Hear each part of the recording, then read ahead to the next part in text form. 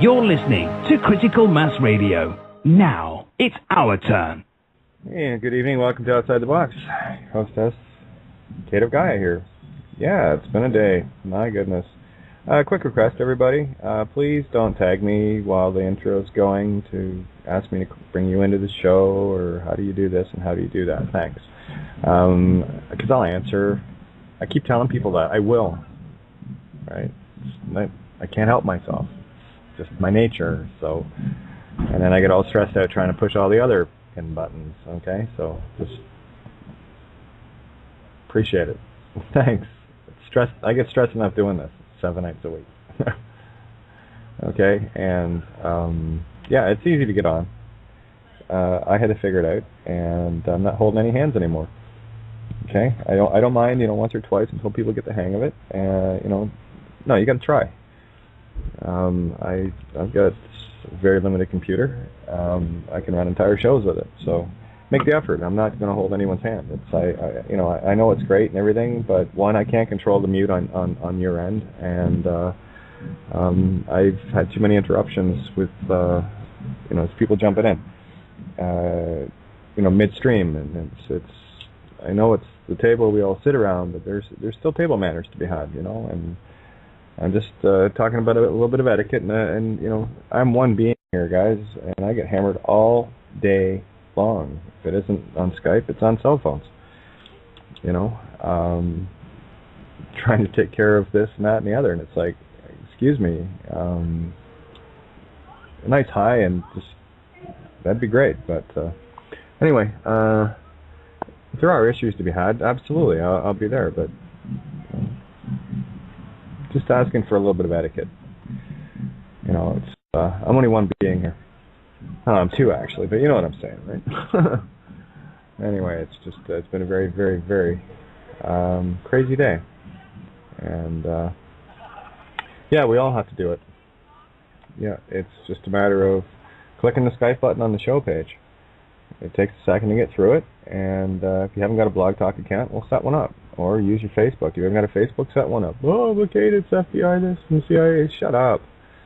How the hell are they going to learn anything without tagging us? Come on. The more the merrier. I can only hope that CSIS and FBI and CIA are all tuned in. They might actually fucking learn something. Break the programs they're walking around and thinking this is a real show. It's just a movie. So that's the other side of it too. It's while people are still caught up in the dramas of the game, people just like to, here, well, I'll have a drama. I'll drag Kate in. No, you won't. Not anymore. I got a purple vibrating unicorn rainbow chainsaw. It says no. I'm sorry. I'm going to be a bitch about it. That was one of the things. Someone had was going through some old emails today. I was trying to get everything. Finally, got everything cleared up. And people talking about the free man sovereignty movement. I'll tell you, there's nothing that turns my stomach more than those two terms. Free man on the land and sovereignty, because all it says to me, gimme. That's all I've ever found with the people involved. They're all looking for the shortcuts. They're all looking for the how to get out of. Right. And for the first couple of months, yeah, I was taking care of some fraud issues, but my attitude was, well, people are getting ripped off. Time to sort that out. But more importantly, figure out, why.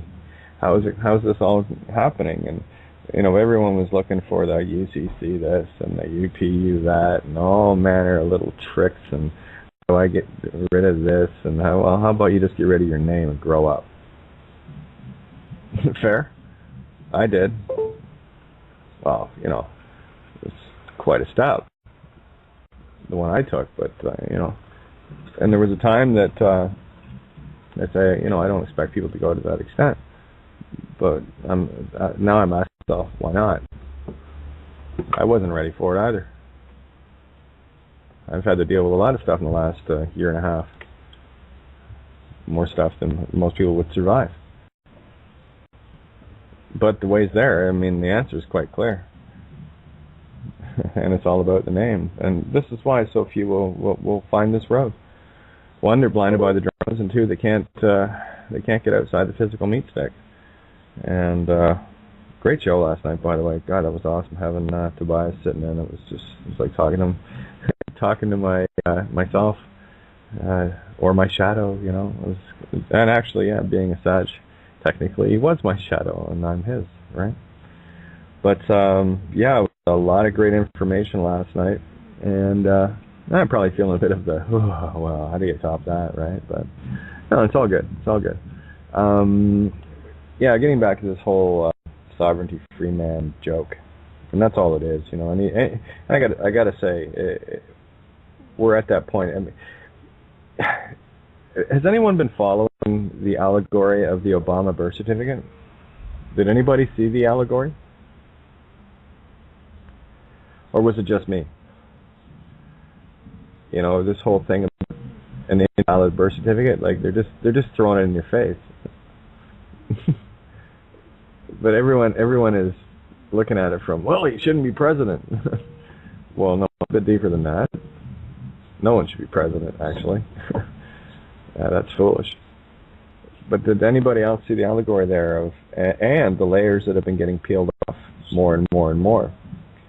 These are the ripples in the universe that you've heard tell of when the butterfly flaps its wings, tsunami travels through the universe. These are the little threads that I speak of that are getting pulled and, you know, rewove into, you know, a different tapestry. And it will illustrate itself there. I mean, maybe I've been lucky and been able to see that ripple effect early on. I got to tell you, I saw that ripple effect within 24 hours of that Judge Bows video. I saw paradigm shifts. And again, I'm not leaning on it. I'm just showing you as a pivot point. Okay, let's really look at it in the grand scheme of things. It was all over. One, they just wanted to test me. That's all it was about. Because one, there was no parking ticket. They never issued one. But they, you know, the whole story revolves around, well, it's because I was fighting. I wasn't fighting anything. I didn't get anything. They just wanted to, you know, test me. You know, so, and I don't know how many times I've said that. And people are still, well, you know, it was fun because of the parking. Yeah, shut up. Pay attention. Try not to, well, you know, occasionally take your head out of your ass, take a breath of air, and have a look around before you shove it back up there, ostrich head. You know, so I saw the effects very quickly. I saw an entire system shift. I've seen the Vatican react to things I've sent. Next day, you know, this is the power you wield. And everyone is still in that drama, not quite seeing it. I get it. I totally get it. Been there. That's the only reason I can speak of this, and the only reason I speak this way is because I was there. I have a contrast. I have the visual of it. I'm just trying to share it. But getting back to the whole Obama drama. See how that works? That's cool. I got to write a song about that. For me, it was a very clear indication as to the ripple effects of what was going on. I noticed something the other day. The title of it eludes me, but here it is. It's still in the ether because it's a critical piece of the escape route. You know, you must be born again, right? That was the goal. And that's not. Oh, I'm going to take Jesus into my Jesus. I wish Santa was here to tell that, but anyway. No, it's a whole different allegory, and I mean, you could take all the little you want all day long, and you can, you know, dice it and slice it and boil it and smoke it and do whatever the hell you want with it. The allegory is going to be there. It just depends on what direction you're looking from. Yeah, most of us have been indoctrinated to the point where we can't look outside of think of a horse with blinders.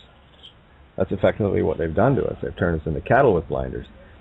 And some of us ripped the blinders off and went, whoa, wait a minute, you know. And a predator, just to give you an example, predators have their eyes facing forward. Prey always have eyes on the side of their head. You know, the what do you call it? I can't call them omnivores.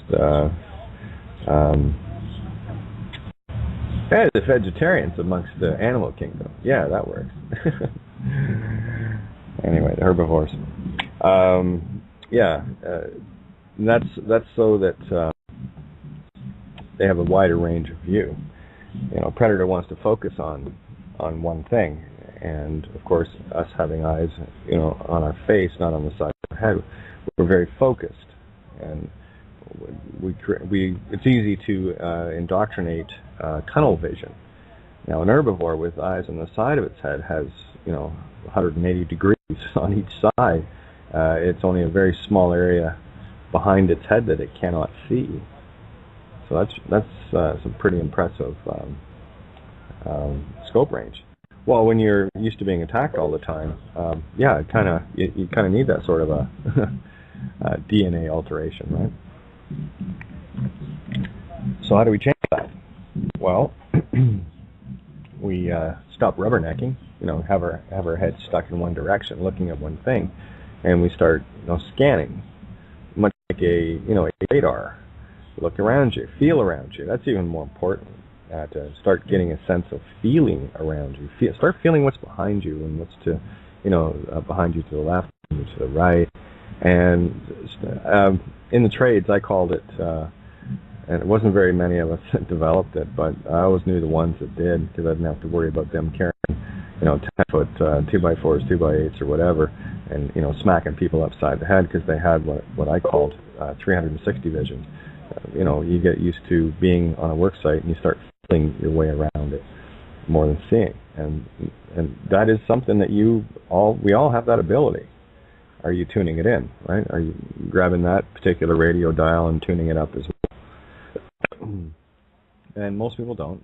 They have tunnel vision. They're looking straight ahead, and of course, the way the system has it set up, they've got everything narrowed down to about a 2 millimeter wide slit that you're looking at from 10 feet back, and it's a little hard to see past that slit to see what's on the other side.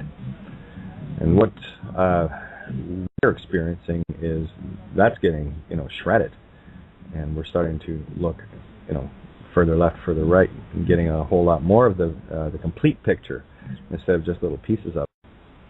And for me, at this point, the piece that I'm concerned with the most is looking at the allegorical nature of the cause that you are versus, thinking in a physical sense that just because you can't see it right in front of you, that doesn't mean that it's not there or it doesn't happen. You've had too many experiences in your life. You may not have dwelled on them as I have. Things that happen a great way off from you. That your thoughts or your actions via your thoughts caused. And that's a very, very important thing. That's a lot of responsibility, and that for me is the biggest problem that people have, accepting the responsibility of the power they wield. And while they have us all sitting around like free men and sovereigns with our thumbs stuck in our faces going, gimme, gimme, gimme, change the diaper, nanny state, replace it, and all the rest of the shit that goes along with it, nothing's going to change, right? Why? Why would it? Should it? Carry on as usual, status quo, don't rock the boat. Are you kidding me? And I don't know. But anyway, I just want to see if anybody's jumping in here. Oh, yeah, we have Brian, so I'll bring Brian and Helen in here. And see how they're doing. How are you guys doing? Good. Just awesome. Hanging out at home and working on some music, editing and stuff, and listening to you. That's about it. Helen's on her way home. Right on. Yeah, a little ranty tonight. Just kind of putting things back into contrast and perspective, and although it's a fun game, there's work to be done, and we can get caught up in. And that's the problem with fun. You can get caught back up in the drama rather quickly, right?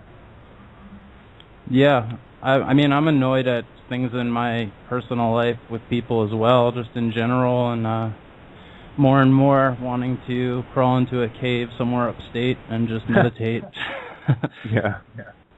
Oh, exactly. I mean, one of the points that Tobias brought up last night when he was talking about feeling lonely and all the rest of it, and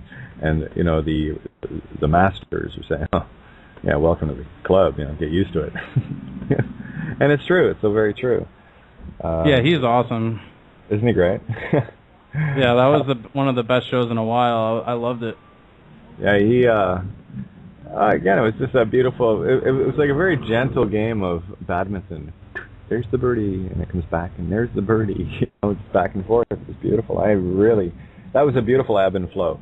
Just letting things happen. That felt about as close to a studio session musically as any show has. So yeah, good times. But and I got your notes regarding the tunes. Haven't had a chance to check it out, but I will. Oh yeah, so. No, it's all good. I just have a few more days left before I'm back in the studio with a project, so I figured I would send it over. I just took the drums out and sent it back, so you can listen without the other beat in there. Oh yeah, no worries. It was more of like a doom, doom, doom, ta. Not cool. Yeah. Well, if you want, anytime you want, just in the next couple of days, just Skype me up or something, and we'll figure it out. All right, that works for me, and then we'll throw that up and let everyone have a listen. Cool, yeah. Yeah, things you can do, from Toronto to New York. What are the odds, right? Yeah, it's trying to rain here too. It's been sort of doing the on-off thing. I've got an umbrella here just in case. I had it open a little while ago. Gorgeous sunny day, and then all this gray started coming in again. So, what is the allegory? Yeah, we got a lot of stuff going on. Ninja had posted something to me I thought was rather interesting. And where is it? Where are you, Ninja? There you are. And all right, this was on the Google homepage. Giant U.S. government internet spying scandal revealed. More. When it starts hitting mainstream, that's a good ripple. You wouldn't have seen that a year ago. Not on Google, right? So, I'm getting tagged. Just a sec. That's why I gave you the link. On the air. Okay. I'm not thinking this guy's a listener. If you know what I mean. Okay. There you go. All right. Where was I? I love derailing myself. Yeah. There's an example of ripples, and that's the other thing too. Oh, guys, if you have anybody that's talking about, fear of privacy and all the rest, there is none. All right, there's none. Yeah, it's been the same way forever. It's just coming more out in the open now. Well, see, that's a physical aspect. What I'm speaking of is ethereally. There are no secrets. At all. Yeah, we all communicate on the ethereal anyway, so... Exactly. There are no secrets. There is no privacy in this universe. Why would there be? There's only one. What are you worried about? Seeing yourself in the shower? Like, seriously. Okay, I'm taking it to the extreme on the ether side of things, but seriously, think about it. And there it is again. There's that little, fear button manifesting. It's like, well, I don't like Facebook because it's watched. And yeah, great. You should see the shit I post. Oh, by the way, the Aussie government got a dose of Summons of the Dead today. Yeah, I hope they enjoy it. Again, I got lots of auto replies too. That was the funny part, which means we got there and I just like seeing auto replies because it's me giggle. And again, whether or not they read it, I don't give a shit. It's sent, and I'm just using their rule, if you will, when something is mailed. Like when you get a return that says postmaster at whatever, postmaster.mail, delivery failure or whatever. Did anyone ever notice postmaster? Did anyone notice that email has a postmaster? It's still in UPU. That's why I love dealing through it. UPU, in terms of their realm, is the highest court in the physical sense. So of course I'm going to send it through the ether. Right, through the Ethernet. That's why they call it an Ethernet cable. Nothing like firing off your intent through spiritual means, as above, so below. It's a mimic. Everything mimics the as above. Everything physical is a mirror mimic of the spiritual. And as Tobias said last night when he was observing those big red rocks, and I that's the thing. I look around and I say, look at all the incredible creation that seems and feels so real, and it's just our imagination, right? And there's those same rocks, that contain more space than anything else. Yet I think you mentioned they were around 5 tons each. Yeah, that's probably a low estimate. But when you think in terms of consciousness and that kind of mass illusion, that's some pretty potent magic. And the fact is, it's mostly space. It was calculated by a number of scientists that if you took all the perceived matter in the universe, it would fit into something about the size of a pea in terms of atoms. It's not very big, eh? And then you look around and you go, well, how could that be? And I said, well, it's because the illusion of the atom is that it's you think it's a solid. It's not. It's a vibration. That's all it is. It's just an energy vibration, and held in place by consciousness. And things in the physical realm are just vibrating so slowly that we have a perception that they're somehow real. So it just makes for a more fun game and a whole lot more interactivity and what have you. But the bottom line, guys, come into your power. Come into your power. Start getting frustrated with yourself and saying, I can do this. I can do this. Right? Because every time we go outside of ourselves, myself included, and remember, I always include myself when I'm speaking. Always. When we go outside of ourselves seeking, something that we could do for ourselves, there's a fine line here. I mean, I'll define it this way. Some people are always looking for the hand out, while others are simply looking for the hand up, so that when they get to their feet, they can take care of business themselves. We all get knocked down. That's no problem. There are some that will never get up and just sit there with their hands out. They won't get up and do anything. They won't put their nose to the grindstone. They wait for somebody else to rescue them or save them. Oh, woe is me. That's an anti-state program. That's pure program. Not a good program to be in. So there you go. Sorry, just being blunt. You know me. That's just the way I fly, the way I float, and the way I roll. So where do we want to go tonight? Let me see. I was on Facebook a little bit earlier. Is everyone having issues with Facebook as bad as me, or is it just me? Like, unbelievable. Rory, thank you so much. Your posters just rock. You've got one I shared it on Facebook. It's got the Matrix background, like from the movie, and a door open, and through the crack of the door you can see the Emerald City. Very creative. I love those kind of things. For those interested as well, I posted all the email addresses on Facebook of the ones in the Australian government that I emailed the Summons of the Dead today. I like to send it to all the graveyards around the world. I think you also call them governments. They're zombies. They're walking dead. They don't realize it. The whole planet is. There's the allegory right there. I've said this before about the walking zombies, the shows, and the drills that they've been doing. UFO crashes. Setting up for another Project Bluebeam false flag. Well, it should be good. Certainly be entertaining. If they do it, I doubt they will. But whatever. Who cares? And of course, where was I going? Oh, the zombies. What was it? Department of Homeland Security. Well, they might as well call it what it is, the Department of Fatherland Security. Are you kidding me? Anyway, they looking for people to come in and play the role of zombies. And just and people are looking at it like it's going to be this big plague thing that's coming and everything. No, just trying to tell you, you're walking dead. Wake up. Right? I think, Tobias said it very clear last night. Same thing I've been saying too. The Creator has a sense of humor. That's the whole thing about bliss, right? What is bliss? Well, you're laughing. So we have to laugh at ourselves. There's nothing else to laugh at, just ourselves.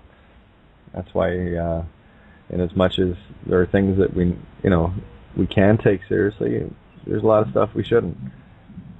You have to figure the defining line there. And some people stay on the all too serious side all the time. And I think that's not for me, it's not a good thing. There's nothing wrong with a good giggle now and then, so we'll try to get there tonight. I'm just going to check the board here. Hey, please, guys, it's an open forum. Jump in. I'm going to open up, fine, you don't want to jump in. I'll open up your lines for you. There's Carol, I got Ninja, and Nav John. You haven't put your hand up, so I'm just going to drag your butt in. Oh, there we go. Bryce. Hey, how's it going? Here you are. How are you? Yeah. Not too bad. Thank you for reminding me. When I'm on the air, I'm already logged in through Skype, so people, you cannot call me direct through Skype. Once I'm on, it's like, yeah. I'm just letting people know. Thank you. That was a good reminder. Awesome. Yeah, my phone was, of course, I was trying to phone in. It kept saying the phone number was invalid, and then I shut my phone off, and it worked. Yeah, sometimes I have to take the battery out of my phone, and I've got an older BlackBerry. It's from 2008, and people just say, get a new phone. I said, why? See, look at, whore. Got to get the latest iPod. Got to get the latest iPhone. Got to get the latest BlackBerry. Got to get the. Shut up. It's a phone. Yeah. Oh yeah. I don't find phones. Technology is. I'm just trying to keep up. Mm-hmm. Well, I'll tell you. Like I said, this phone is a 6-year-old design. It keeps just fine. It rings exactly when I don't want it to. Yeah, that's the other thing too. I was going to say the other thing about my cell phone. People, for some reason, just seem to know when I'm trying to zone out. And no, I probably didn't get to sleep till 4:35 this morning and back up again about 9:30. So I try to take get an hour, zone time to meditate and hopefully zone out and get ready for shows and whatnot. And of course, it's always right when I'm in the middle of that, damn phone is off. It's like, are you watching? Same thing happens to me. That's what I mean about no privacy. I know there's no privacy. I know I'm lying down, and a perspective of me is going to piss me off, right? So there we go.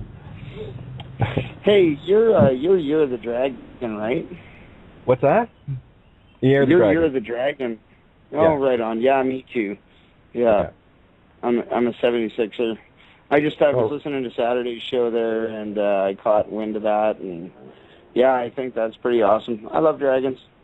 Yeah. Dragons are cool. It takes one to slay one, right? So. You know what's funny is I married my wife. She's a dragon also. She's got 6 months on me, and I'm telling you, like, I eat my humble pie. Oh, what's her sign and what's yours? She's a Pisces and I'm a Virgo. She's right before the equinox, and me too.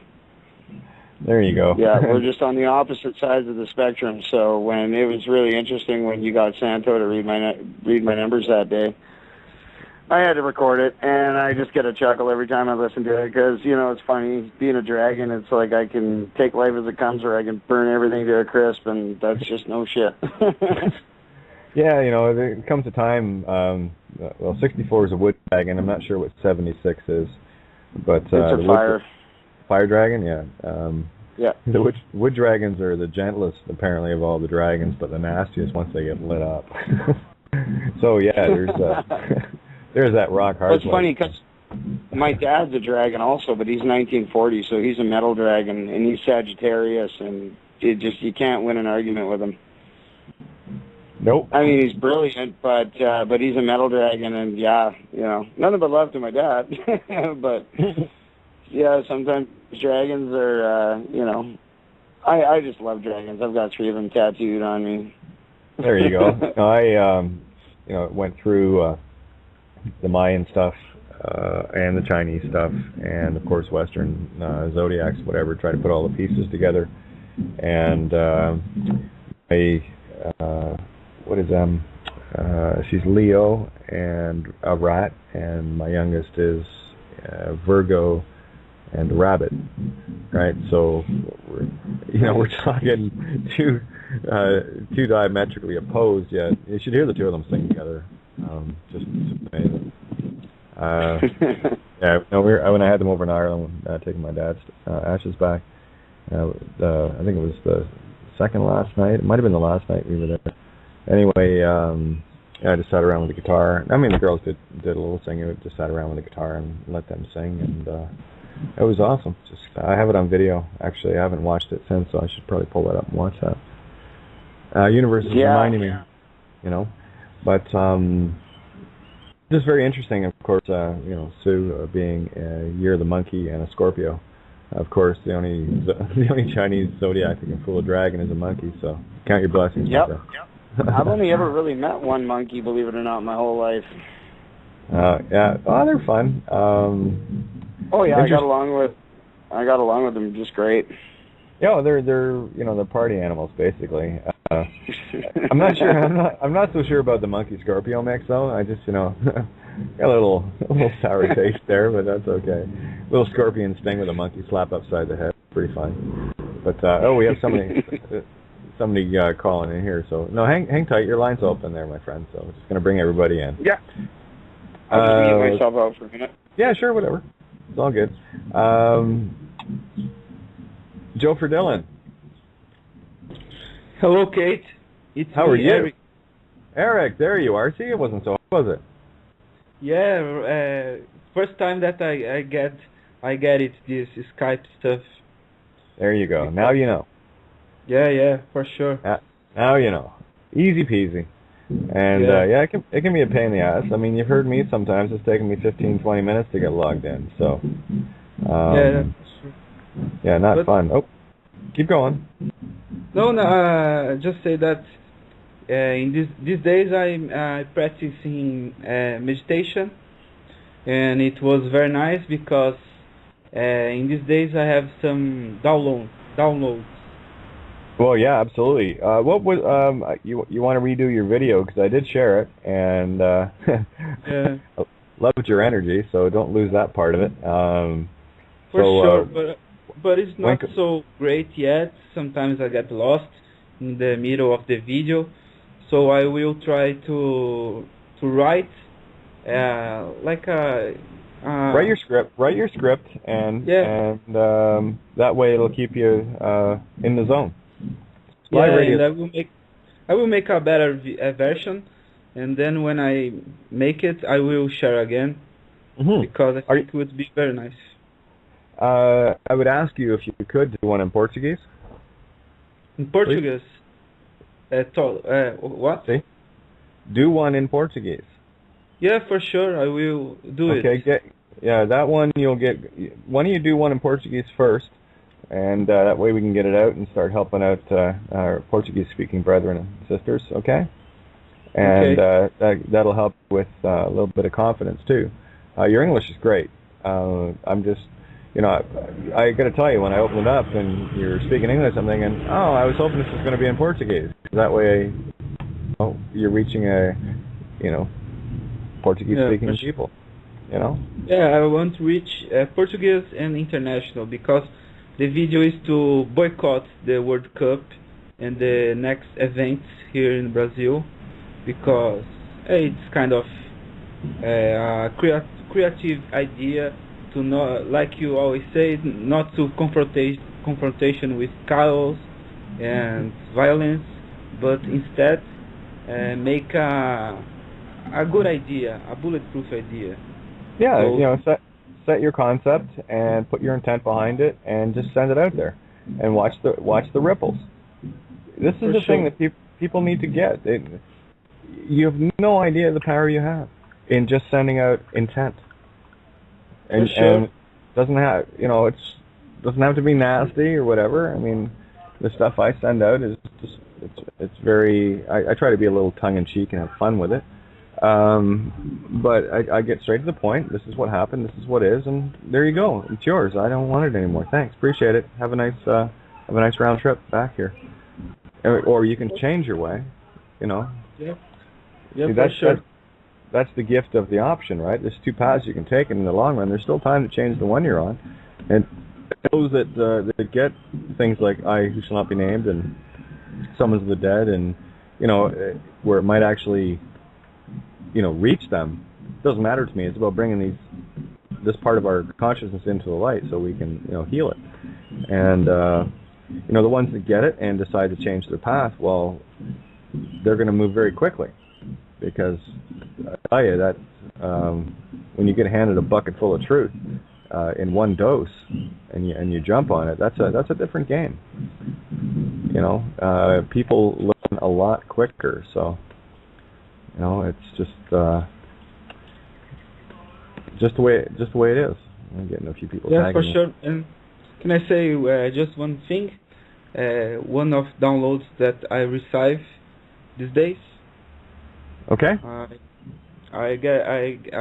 like I'm a painter and I draw a lot.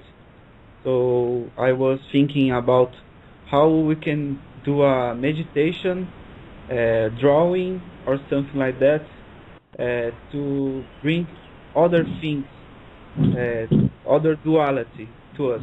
And I think about to draw with my other hand, the hand that I don't draw. Oh, yeah. So now I'm drawing with my other hand. They say that's the hand of creativity in the brain and stuff like that. And yeah, I'm glad you brought this up. There's some people have been asking me about that. Sandra was one, about how to develop more of the brain. Well, I've said this many times. It's as simple as picking up a musical instrument. It doesn't matter what it is. Did I get bumped? Let me just see here. No, I'm still on. Okay. Somebody got bumped. No, I'm here. Okay. No, I heard a drop off. Okay. Anyway, yeah, it seems we're okay here. Yeah. So if you're if you're not musically interested or whatever, start, doing things that require either, well, not either, but that require both hands, with a meaning on the left. I mean, it's one of the things with regards. Yeah, I'm drawing with both hands, and I don't know if it's like a download for me. They pop up in my mind. Draw like reality with your hand that you don't use to draw, because it would be more difficult, and draw with your good hand most abstract things. And I'm doing these draws right now, and it's really amazing the feelings I get to make it. Because yeah, I'm here. I mute out when I'm not talking, and of course, slow computer and what have you. So, yeah, where was I talking? Oh yeah, when you're working with musical instruments, as a prime example, be it keyboards, a guitar, or anything, you're going to be using both hands, and one of the things that I found with guitar specifically is you start to, and piano, they're two different animals.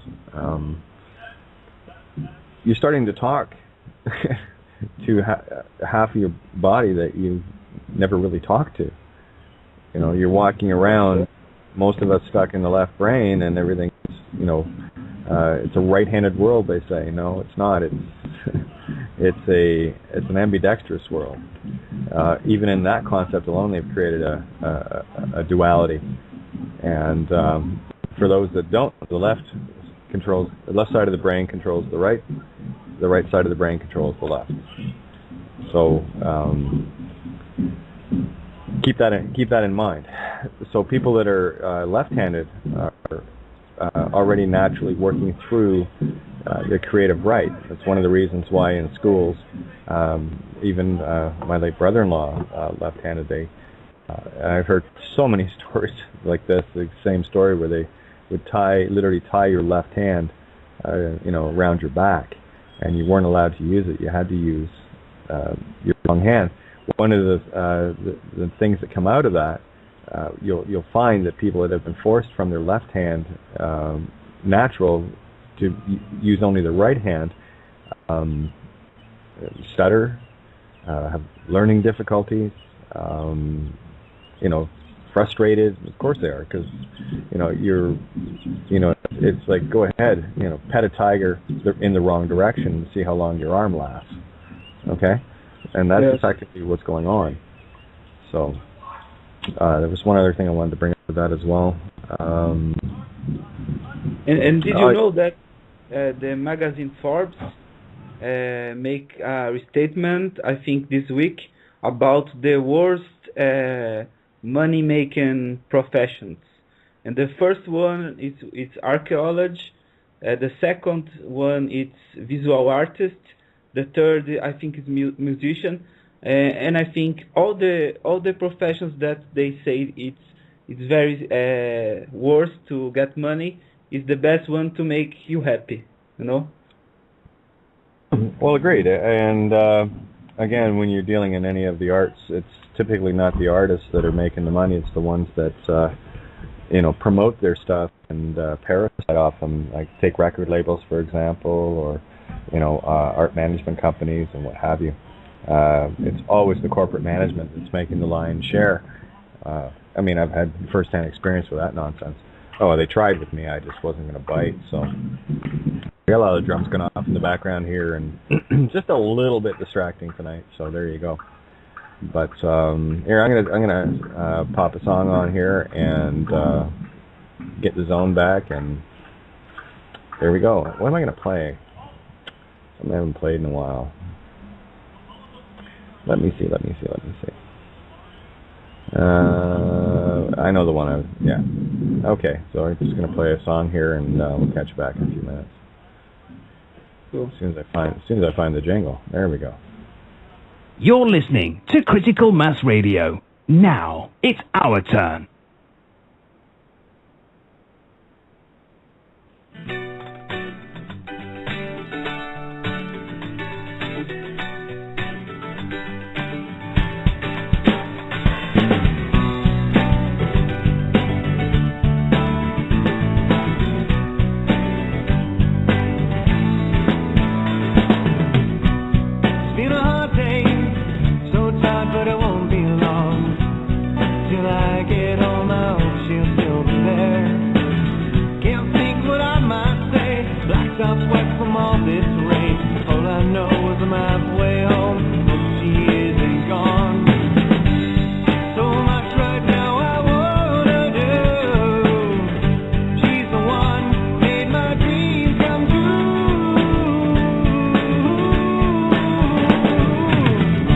Halfway home,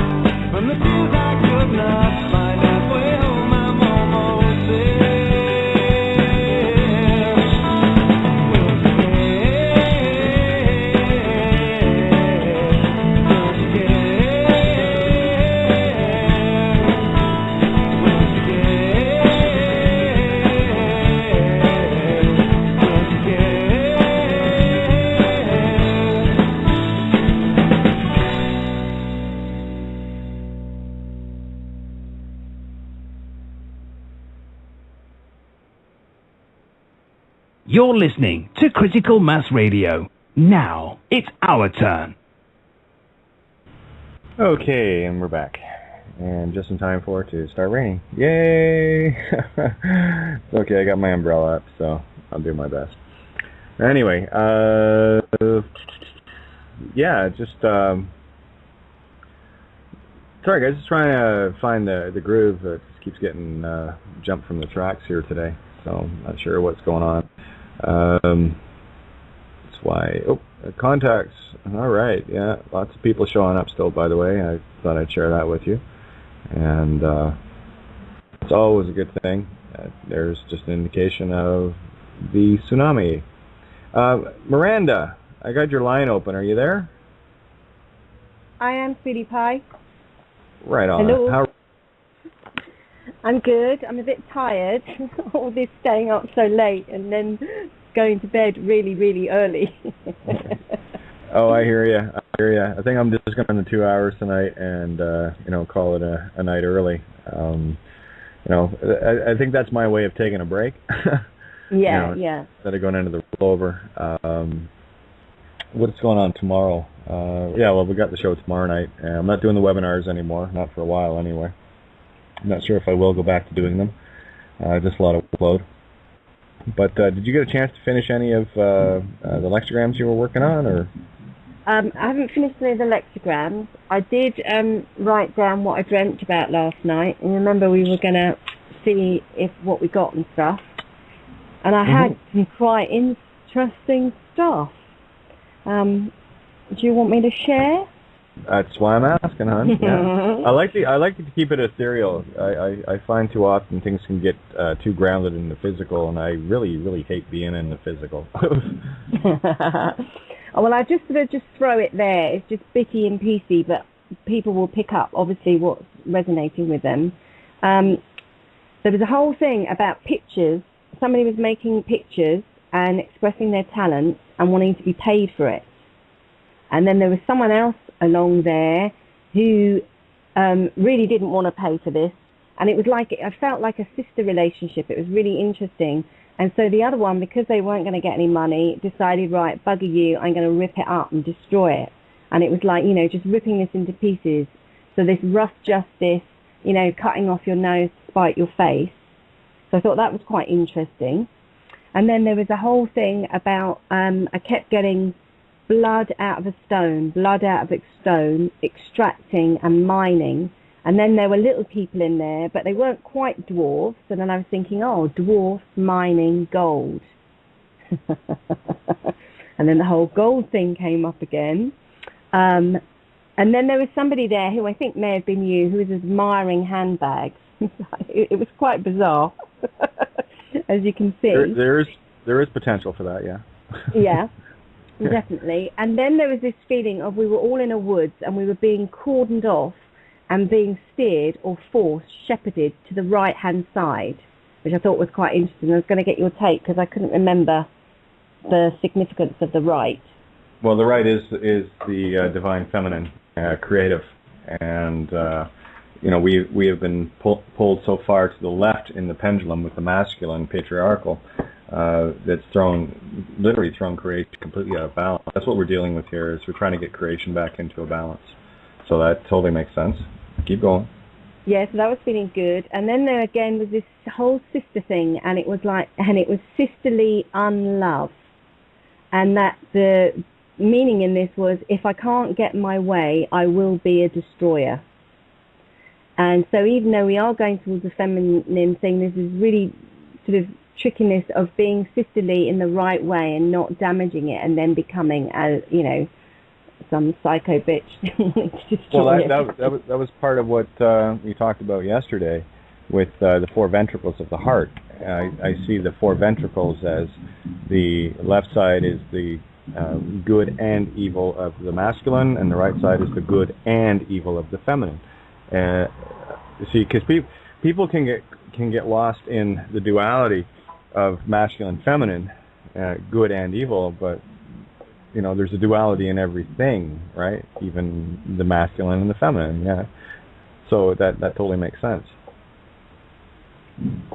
Right, so that's where I got to, and then I went to make my morning drink, which I have like hot water with some Celtic sea salt, and I crushed the sea salt and I put it in my glass, and then I add my hot water, a bit of lemon and some ginger, and I was stirring it with a spoon quite frantically, and as it was spinning, there was this mini typhoon of salt spinning around inside the glass. I thought this was really interesting. I thought instead of like normally you get a typhoon outside, don't you, in the air, this was an earthy one made up of salt inside this water. And then I thought, this is a vortex. This is a wet typhoon. Kansas, we are on our way home. And then it pulled in all the Dorothea, Yellow Brick Road, and the fact that I was stirring and re-registering and re-gesting. And that Celtic sea salt, and then the air, sea air as in Ireland as well, and the Emerald Isle. Yes. So I got to there, and then my memory of the Bible when I was a child, of the cleansing of feet, and I went and got my childhood Bible, which I was given when I was 9 by my mum, and it isn't actually a Bible, it's stories within the Bible, and there's really lovely pictures, and I can remember all the pictures from when I was very young. And I opened it up, and all I can remember when I was young about the Bible was people were always washing other people's feet in oil. And it just made me think, that's really weird, why would you wash somebody's feet in oil? Oil is sticky and slimy. And then I realised, no, they were washing them in liquid gold, it's we. And that's why it was so scented with the myrrh and the frankincense. Yeah? And then I went, we three kings of Orient are. And I realised that they were we kings of Orion.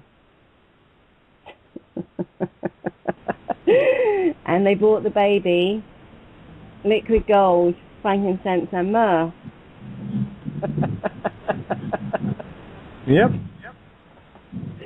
And then isn't it interesting? Sorry, yeah? I'm still formulating. Keep going.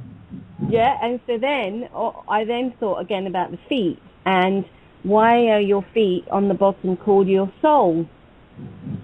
And you anoint your soul. Yeah, again, as above, so below. You're dealing with the Piscean. That's the age we came out of as well, right? So these are all representative. Everything ties together. The layers are incredible. Yeah, so they are. Just another layer. This is, again, this is about looking at the allegories. It's the same story, and everything's the same story. Just when you shift perspectives on it, it's how would I describe this? It's like a ball with all sorts of glorious patterns on it that you can only see a little bit of, and then when you shift your perspective around a little bit, and you can see a little bit more of it, and you start to get a bigger idea of just how beautiful this is. And that for me, every truth is like one of those crystal balls, if you will.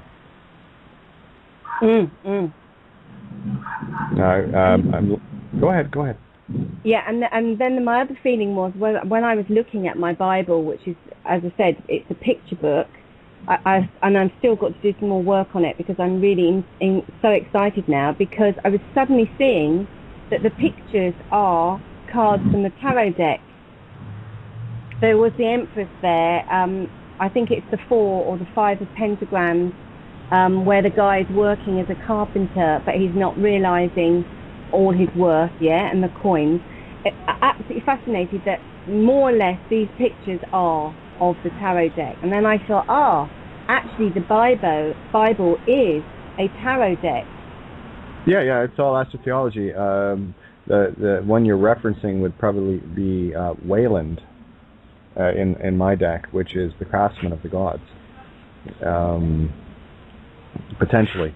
But yeah, they're all the same story. And the Bible is astrotheology, and tarot, of course, is astrotheology, right? You've got your 22 major arcana, right? So there's your catch-22. And what I have been noticing, I go back through and look at it again from the allegory, the cards that we've been through. The tower, for example, number 16, I saw that representative of the lightning strike on the Vatican, right, and the crown fall. Yeah. Now, in the Rider-Waite deck, the picture is a lot clearer with regards to the crown falling and everything else. My deck, it has 2 dragons fighting, and of course the tower ablaze. So, there was card 16. 17 is the star, and we had that comet come in right at the same time. And so I was seeing an allegorical in the now representation of the cards going in sequence. Right? So, and of course, 18 is the moon, 19 is the sun, 20 is judgment, which effectively the summons of the dead for me. That's what that represents, the balancing of the scales. And then, of course, the last card of the deck, 21. 0, by the way, is the Fool. That's why there's 22. But the 21st card is the Giant's Dance, which is the universe. And in the background, it has the Divine Feminine dancing in the foreground, and in the background it has Stonehenge. So it's very telling. So as far as I can tell, based on what I've been seeing allegorically, is we're already passing through the judgment, and the universe is changing. It's different now than it was 5 years ago, to a degree that most people probably, I'll tell you, 5 years ago I wouldn't fathom where I'm sitting right now, not even close, with the perspective and what I've come to understand, even in the last 3, 4, 5 months, right?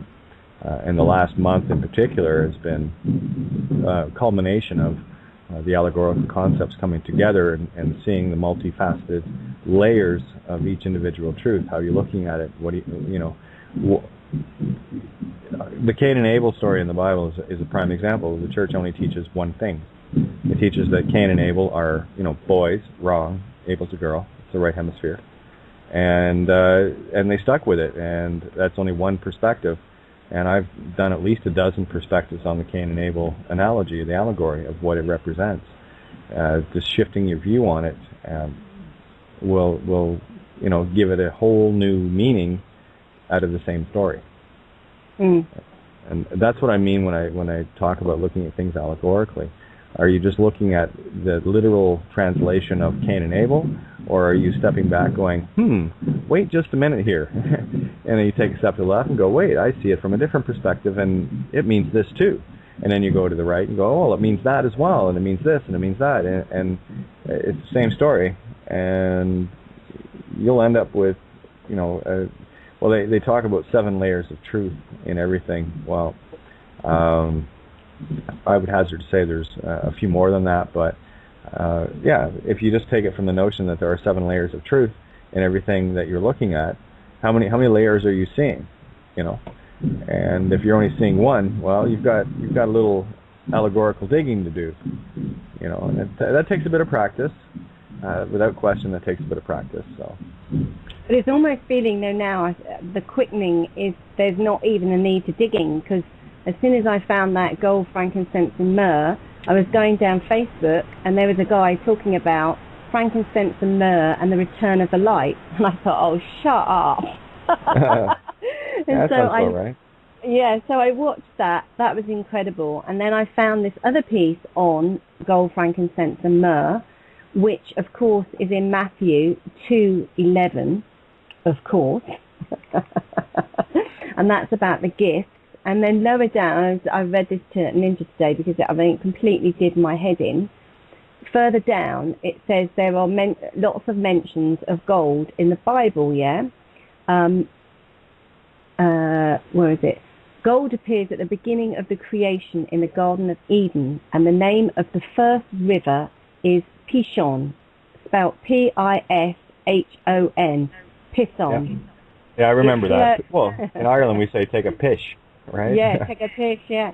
It flows around the whole land of Havilah, where there is gold. The gold of the land is good. And that is taken from Genesis 2:11. And it was the New Jerusalem is made of what was made of at the end of this creation. The material of the wall was jasper, and the city was pure gold, like clear glass. Now, no gold I've ever come across is clear like glass. The only sort of gold that I know that's clear like glass is liquid gold. Yeah, agreed. Absolutely. Did you mention leaven? No, 2:11. Oh, 2:11. Genesis 2:11, yeah, and Matthew 2:11 as well. Ah, okay. And I was thinking two spirits. No, I'm thinking of the, yeah, absolutely. I was thinking of the leavened versus unleavened bread. So I got to go dig that up and see what allegory I can dig out of that. You know, that's what I'm trying to get across to people too. Like last night, Tobias, when I said lose the fear, you know, he got Lucifer, right? Lucifer. Yeah. Luciferian, right? So there's another layer on the same word, you know, lose the fear. What is it, right? So yeah, if you're paying attention, like you were saying there, you saw, you know, frankincense and myrrh, and you followed your nose. You follow your heart. You see, when you follow your nose, right? Has anyone ever seen the Fruit Loops commercials? No. From years back, Toucan Sam, and it was this, you know, their icon. Yeah, you can Google it on you or go to YouTube and look up Fruit Loops Toucan Sam, and you'll see what I'm talking about for those that are less than 100 years old like me. And have a look at it. But the commercial, and it always stood out for me, right? This bird be flying around, follow your nose. It always knows, right? And I'm talking about Fruit Loops, all the different fruit flavors, right?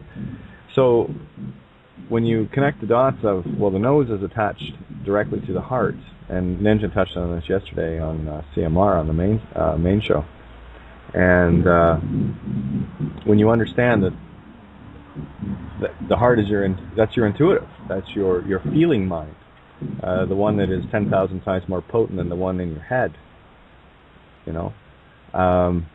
Yeah, that totally makes sense to me. So when you're looking at trails, word trails, or, you know, resonant phonics, things that, you know, catch your attention, things that matter to you, there have been instances throughout each one of your lives that has been recurring in an attempt to go, hey, this is your clue, can you see it?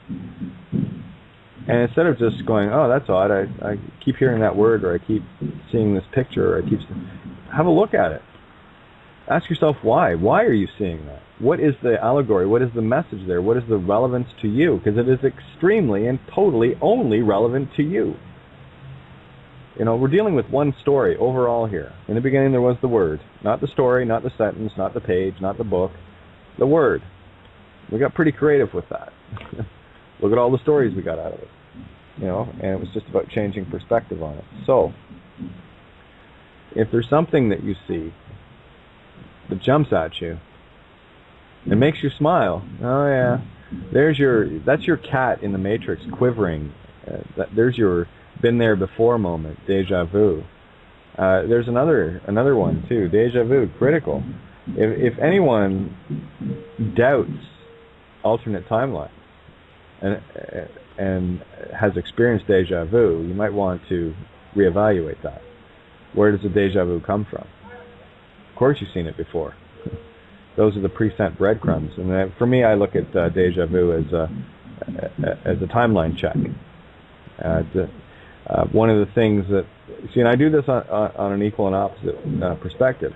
To me, deja vus can be good, and they can be bad as well, in that, okay, well, I don't want to be following the same timeline. Because if I'm experiencing too many deja vus, it means I'm still on the same timeline.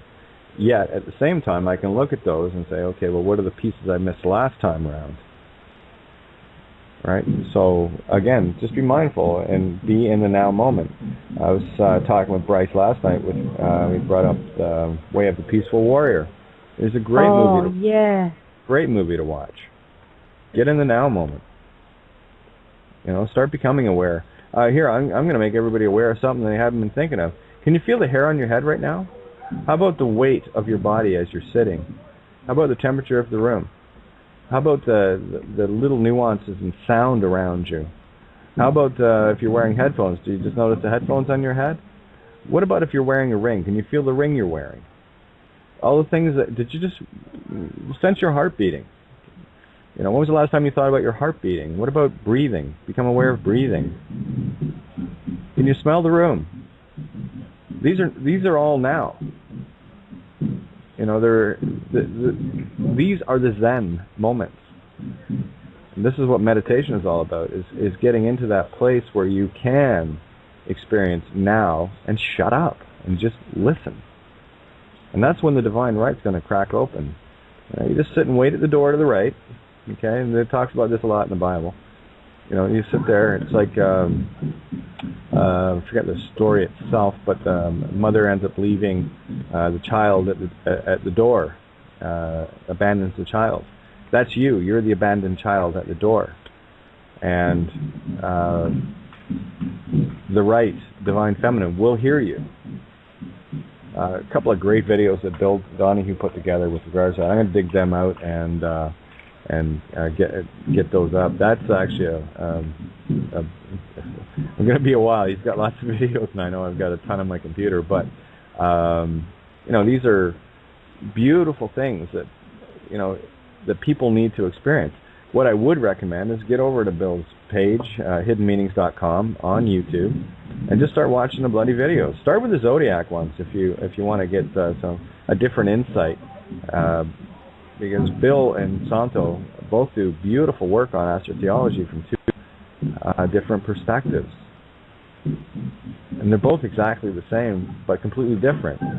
And you know, if you want something to do in the meantime, there it is. I mean, I found that information invaluable, and especially with regards to the allegories, because it's one of the things that Bill drives home. One of the very few things that he drives home constantly is it's allegory. Can you see the allegory in it? And of course, it took this thick Irish skull to click that. Well, if the Bible's allegory, it's all allegory, and there it is. As above, so below. And that book is a now book. It's not a history book. It's not a future prophecy book. It's now. And we are in Revelations. The trumpets have sounded. The walls of Jericho are down. Judgment is here. Choose. And I know you guys are sitting around this table already know. And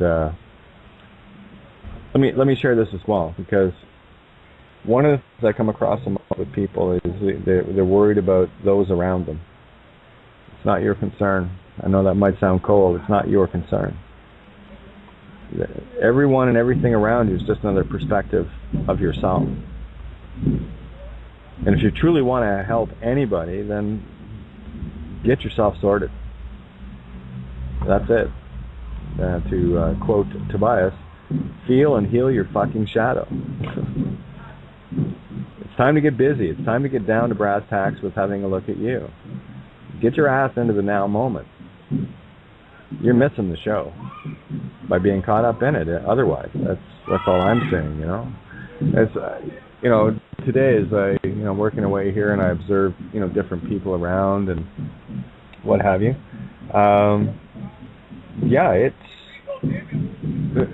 it's frustrating, and you just want to help everybody. I know that. If you weren't in that mindset, you wouldn't be tuned in here. I know my heart. That's why you're here. I know my heart. You know yours, and you know mine for sure. So the rescue divers, all of us, we just need to swim away. We just need to be the light, hold the light. Enough of the fist fight and carrying out the dead nonsense. That's why I write the stuff I do, and that's why I write it tongue in cheek. I'm trying to inject a little humor into their criminality. Creator has a sense of humor, writes in prose se, for himself, herself. So why not? As above, so below. I can do that. But be heartful. Don't. It's a movie. It's just a show. And there are days. Me too. I'm there too. It's in the song Rescue. I'm still learning too, right? it can grab you. It can hold on to you. Don't be afraid of that experience. Look at it, experience it, pass through it, get beyond it, and move on. What I find happens with most people is they get caught up in one emotion and they stick their sorry ass there. Be it anger, be it, jealousy, be it whatever the case may be, guilt, and they just hang out there. And they can't confront the world. They can't confront anyone or anything around them. What the hell are they going to confront their own mirror? They can't. They can't look in the mirror and honestly say there's something that I need to fix. They're too busy blaming everybody outside of them. They're too busy going, well, I'm angry at you because, okay, well, how about you look in the mirror there? Why are you angry at you? You see, one of the things that I have observed over the years, and it's always been the same way, those that will not confront you, it's not because of something you've done to them, it's because of something they've done to you. They don't want to confront their own nastiness. They don't want to confront their own evil intent, be it whatever it is. Take, for example, people that won't even look you in the eye. What are they hiding? If they can't even look at you, they most certainly can't even look in the mirror. Not in any way different than just being vain. So little clues, little hints. And this way you can start looking at yourself. If there's something that you are not comfortable confronting and want to avoid, well, best you start sorting that out, figure out what it is that you need to fix, what it is that you have done to another or a group or whatever the case may be. Kate? Yeah. This reminds me, this week I have a occasion that people say to me that a lot of people that I used to go in some parties, and the people there say in my back that I'm weird and stuff like that. In the day I get a little upset, but right now I'm thinking I don't give a fuck because hey, Eric, you're not weird. You're downright zany. Welcome to the Misfit team. Yeah. There's nothing you're doing that is normal in their eyes. They're stuck in the program. So here's a rule that I follow. I cannot be offended because I don't give permission to be. People will be who people will be. And all you do is just answer it with a smile. Of course, I'm fairly handy with the Irish sarcasm. Been on stage too long. I can throw some interesting comments at people to mirror the effect that they were trying to create. I'll just throw it right back at them and smile when I do it. That's the little chainsaw. And again, it's when people do that's just a sign of a program. That's just a sign that they're seeking the nanny state comfort of the group. That's the same effect they have with cops, right? The cult of the cops, the cult of the lawyers, the cult of the judges. Birds of a feather flock together, right? I mean, you won't see a cop walking up to a group of demonstrators all by himself or herself. No. They're only comfy in their little gangs, right? And the bigger the gang gets, the more abrasive the individual gets. The old standard rule holds the task, though.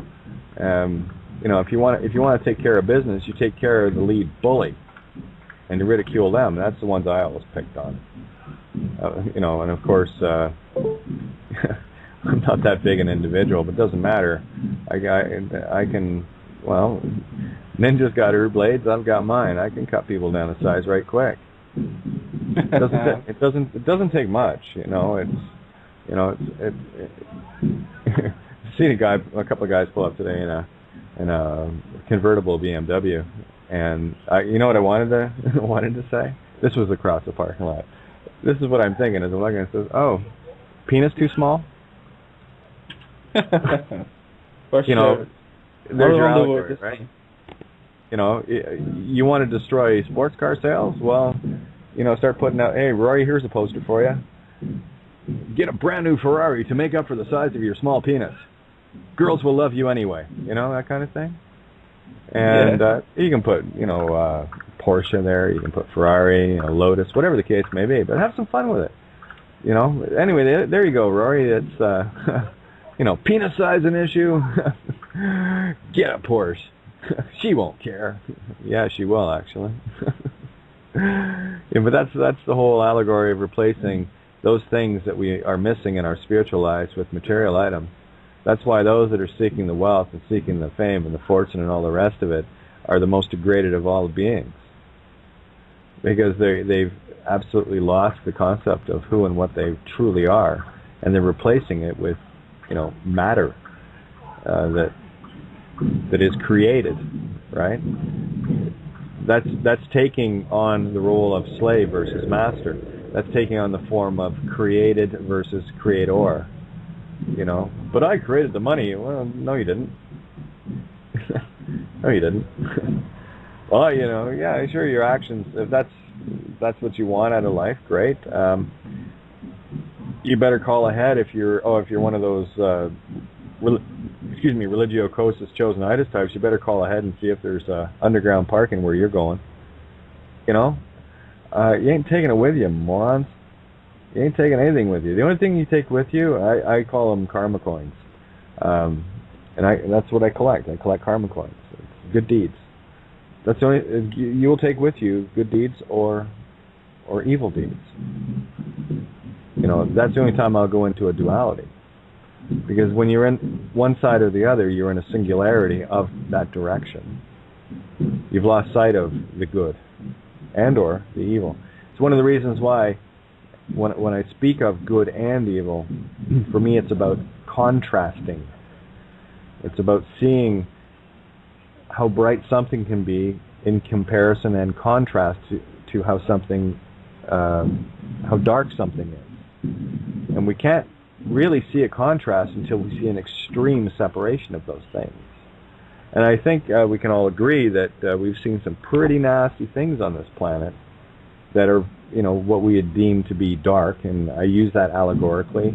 I'm not saying that in the beginning God created light and saw that it was good, therefore dark must be evil. No. There's a duality in good and there's a duality in evil. In this duality realm, there's duality in each and everything. Can you see it? And that's the only question I've been asking people. You know, there's an allegory there. Can you see it? You know, I'll point out what I can from my perspective, and hopefully I've given a few clues as to how I know, based on some of the reactions that I'm getting from people, they're seeing the allegories, and they're starting to go click, click, click. Like Miranda, you just talked about one there with the frankincense and the myrrh. You saw the trail, and you jumped on it. You know, that's what we have to do. That's all we have to do. So, a little note from Patty. Hey, how are you? Yeah, so, you know, how are you looking at things? Are you looking at things through the old physical eyes, or are you looking at them through your new vampire eyes, if you will? How to use a line. Great line in the movie. See the world with your new vampire eyes. It basically says, look at the world from the spiritual side, the side you thought was hidden.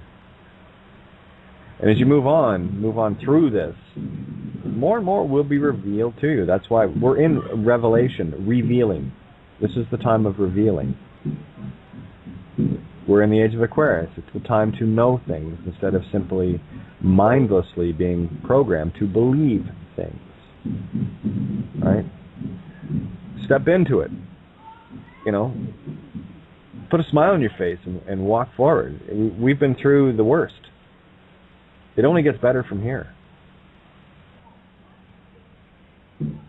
I got to tell you, I mean, you know, a year or so ago, a lot of talk about, you know, the Illuminati playing cards and all the things that they were trying to do, this, that, and the other, and blah, blah, blah.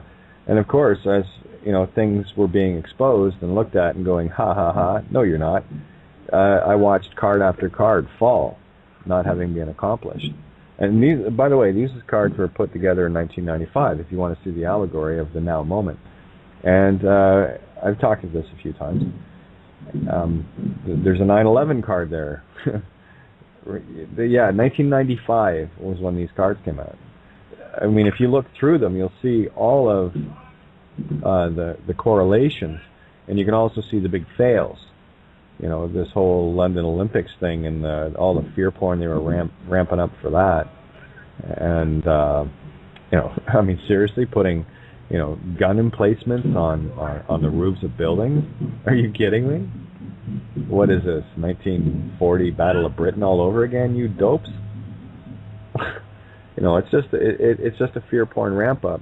And you got all these little, you know, automatons walking around in their uniforms going, yeah, you know, yeah, that's right, take your order, silly, and, you know, be a part of the illusion. And all I can have for that part of our...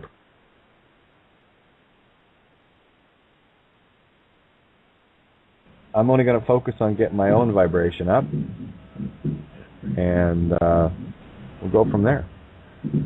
Comments, guys? I see these cards a long time ago, and but I don't know. Do you know if it was like a real Illuminati or that put these cards or stuff? I don't know. How these cards? Well, Steve whoever, Jackson. Yeah, and really, it's whoever put them together is irrelevant. What you need to see is the allegory of the fact that they're in existence, the fact that they're in the now, and we can change directions, and we have. I mean, hell, Israel's been ramping up for a war against Iran for how long? They're not going to get it. Not a chance. The allegory of Kesh, right? You know, Coke bottle-sized device to take out $1 billion aircraft, you know, from 1,000 or so kilometers away. That's an allegory. It ain't going to happen. That's the allegory of futility. That's the butterfly wing ripple tsunami effect, right? You'll hear me say it often, not on my watch. As soon as I see it, it comes into my reality, my awareness. I choose. That's your power. And this is, when people finally wake up to this and start seeing the true power that they are, you are creators. You just forgot. I go back to it again, knowing, the all-knowing, powerless, the all-unknowing, powerful. It's what we are. We're coming into our knowing, into our creative. Right? We're not being manipulated by aspects of the all-knowing. You know, there's that duality, good and evil in the all-knowing and good and evil in the all-unknowing. Right? Two sides to the same coin in everything. So pay attention. And you'll open up your perspectives and start seeing things a little bit differently, I think. You know? And you'll start laughing a little bit more, too. It's like, oh, really? That's funny. So, you know, all these things that people in these you know, truth or fear porn sites and stations and whatever that are promoting all this nonsense, well, I'm glad for it because it gives me an indication of that part of our consciousness that is in total fear of us. It's great. It just shows how much fear they have and to what extent they're having to go, but their hands are tied now. I mean, we went from, here it is in allegorical form. We went from the Twin Tower allegory of trying to destroy the spirit and taking down the Twin Towers in Gemini, the spirit of the Zodiac. And of course, let's wipe out God notion while we're at it with building 7. Okay? Went from that, you know, uber fear porn to a couple of, you know, pressure cooker pot bombs. Are you kidding me? Look at it. Look at it for what it is. That's a pretty feeble attempt, if you ask me. It's a whole lot less, you know, technical than the one back, you know, 12 years ago, right? So look at it in perspective. Look at the dwindling power and what they can do, and I mean, really, all they've got left are the street minions, cops and whatever, and even some of them are waking up. And here's the thing: the more that they try to keep control, that aspect of us that wants to keep control here and stay trapped in the physical, the more they do this, the more people they're pissing off, and the more people they're waking up. They're destroying themselves. The cat's out of the bag, and she's talking. She's out of the box, actually. Okay. So it's like how you were saying I don't know if it's yesterday or the day before, but 9/11, the positive side was that it caused people to wake up. I mean, that was a major catalyst for people to see, look around and see what's going on. Exactly. Michael Cooley just mooned me, so you know what? Here, I'm going to moon you back. There you go. Yeah, you're not in the mood to talk? Well, you're going to talk now. Yeah, the more they do, the more they lose. Hello, Michael. Did I get you? There you are. I can hear you. I have a cat that's walking across my keyboard at the moment. So. Nice. Yeah, so moon me and I'll pull you in. That's how it works. I see that, yeah. Yeah, moon me? Here you go. Everybody, here's Michael. Yeah, so hey, Michael. I was intently listening, so. Yeah, how did things go with your little soiree yesterday? Oh, I don't know yet. I'm supposed to get, hear back something this week sometime, so. Excellent. So they'll call you in the morning and it'll be all systems go. I think that's. I don't hope. I'm God. I'm going to choose. You cool with that concept? Yeah, that works for me. I need to. I'm not trespassing on your free will choice with that. No. Oh, okay. Well then let's just create it, shall we? Yeah. I like better universes. That works. Yeah. So yeah, exactly about the 9/11 thing. Yeah, that woke up a shit pile of people. Me being one of them. Yeah, it was a major thing for me too. Yeah, I don't know. Was it a good idea to wake Kate up or what? Didn't they make reference to waking the sleeping giant at that time too? They said, well, they were referring to America, but. Well, the sleeping giant is you. Yeah, I personally, if I was on that team, I'd be the last one that I'd want to wake up. Personally, just saying, Yeah, let's wake up the mouthpiece. That's a good idea. Yeah, let's really piss her off. Sure, that works. All that does. Remember that thing about the wood dragon? Yeah. It wasn't a good idea to light that wood up, was it? It wasn't. Well, there you go. Now, from one side of it, and from our side of it, it's like good shit. I think so. Works for me. It's like the mouse bugging the elephant. Oh yeah, absolutely. There's the irony of it. We are the elephant, and there's the mouse going squeak, squeak, squeak, and all we got to do is take our big giant, foot up that's 20 times the surface area of the mouse, and just go, there it is, done, game over. Mm-hmm. Crush your fears. Another great allegory. Good one, Bryce. That's an excellent one. Hey, I'm going to send you some pictures tonight off my deck here. I got to show you what it looks like. Oh, excellent.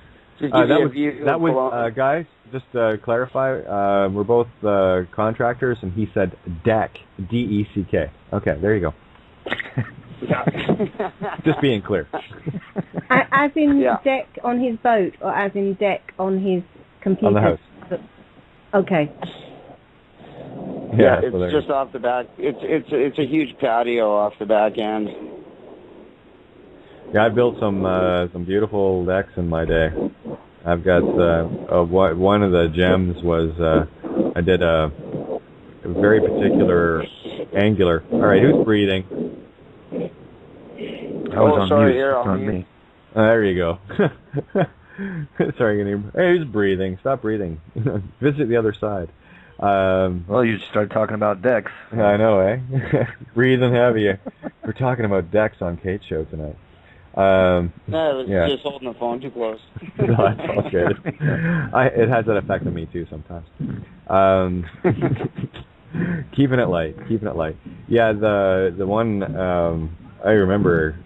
Oh, the stairs coming off. I actually had the stairs coming off and blending into the landscape, and they were all done with angular cuts. It was. I've got photographs of it. Just you could land a 747 on this thing. It was a double tier.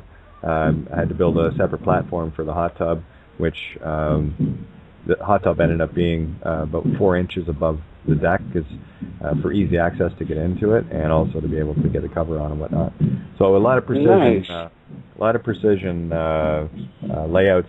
And I got to tell you, that I did this one, the initial layout by eye, and on the headers, and me and my little 2-foot level makes people sick. But anyway, the deck was 34 feet long, came out 18 feet, and there was 3 decks actually. There was one holding up the hot tub that I had to build first, put the hot tub on, then build the deck around it, and then that was the high deck, and then there were steps down to the low deck, and it wrapped right around the house to the door. The gentleman's wife was, what is it? Not cerebral.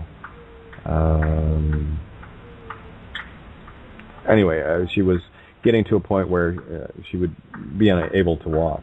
Multiple sclerosis she had.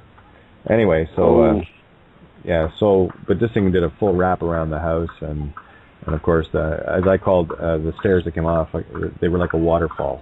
The way the stairs came off. Isn't that amazing? Yeah. So it was a lot of fun. I mean, that's what I did, right? Go figure, carpenter, creator shit, right? So, but I definitely want to move into something a little more positive. Like I say, I work on these multi-million-dollar homes, and it's not like I'm ever really going to fucking go out and buy one, you know what I mean? And not even that, not only that, but just the pay around here and in Canada is ridiculous, so... Yeah, I'm definitely pursuing other avenues. Yeah, time to get on with life and say enough of that crap. So, but well, I'd really like to get into homes for Habitat for Humanity or something like that. Just to know that you're doing something for somebody else, and at least it's going to pay off in the long run somewhere, karmically or if I were to ever get back into that sort of thing, they would be built along the lines of Earth ships with a whole lot of very funky. I love angulars and just hard to describe. Things that flow. Architecture. Yeah, things that flow with the surroundings versus building boxes. I hate building boxes. Yeah. Yeah. You could team up with Helen. She's an architect. That was my background. There you go.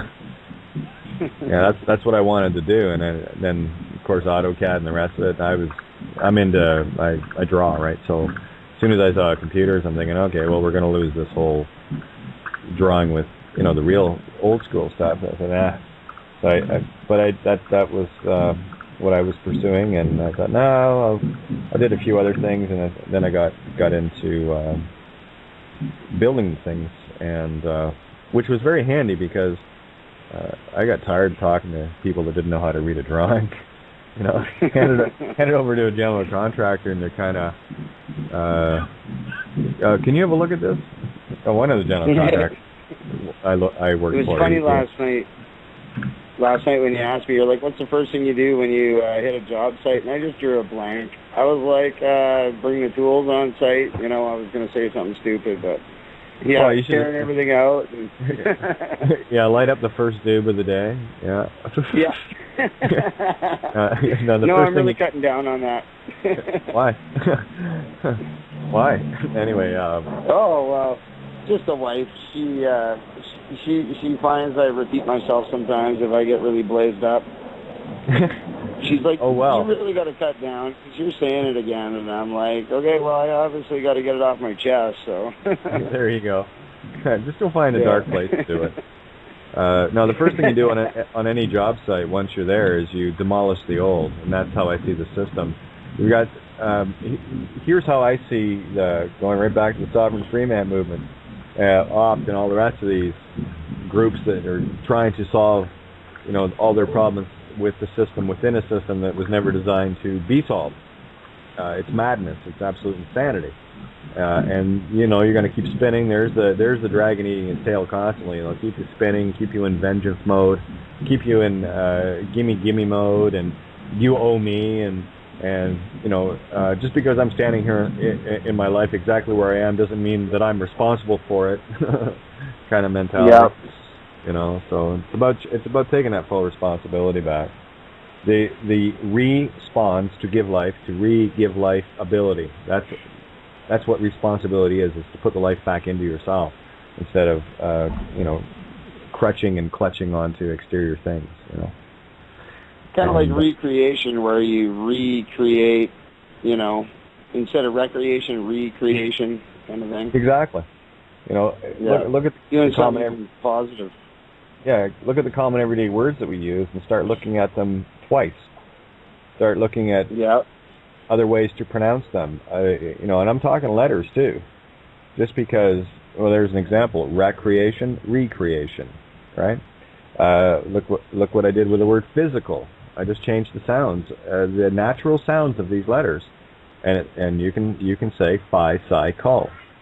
And there's another hidden layer. And of course, you can get into the lexicograms and with Miranda, and you can get into down to each letter meaning and what have you. The fact of the matter remains, there was only one concept that needed to be got there: that they're all spells, that they all have a duality, and the assumption and presumption, which has always been, was because we never knew that. So when you say refuse to a judge, the judge says, good. Why would the judge say good? Well, you've just rejoined. But you didn't know that. But the spell's broken now, see. And it's only when you understand the concept that the spell is broken.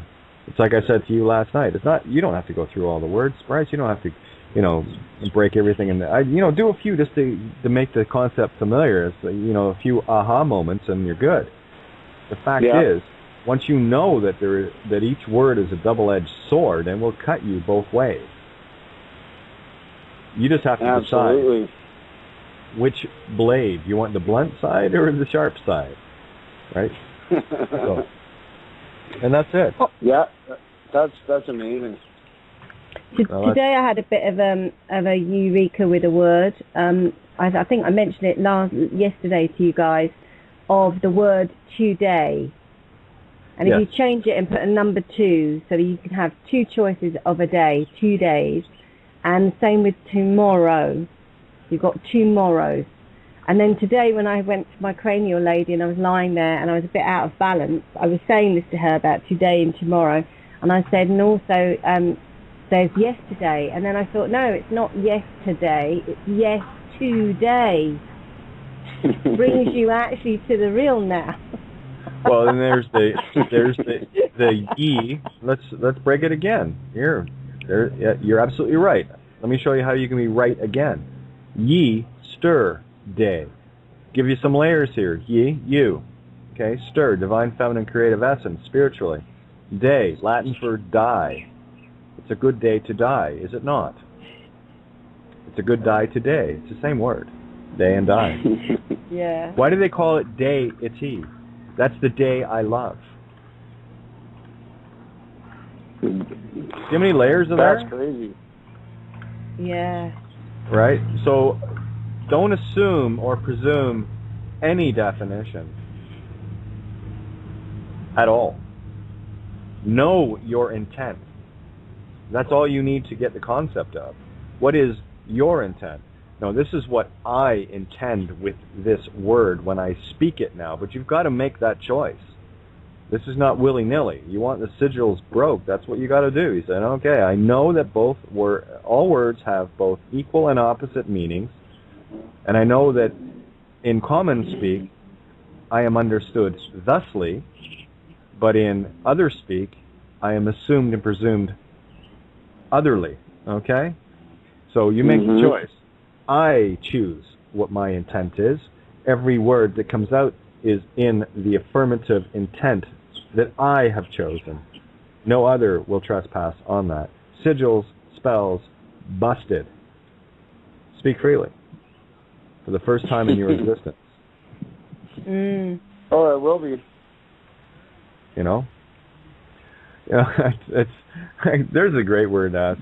What do you mean by refuse? Do you want me to rejoin or to say no? What is your, I need to know your definition of it. What are you assuming and presuming of it? Because I'll tell you, when I use the word refuse, it means fuck you. Okay? Yep. just so we have an understanding. I know that words mean the equal and opposite. Okay, tricky. I got you by the short and curlies. Yeah. Tug. Ouch.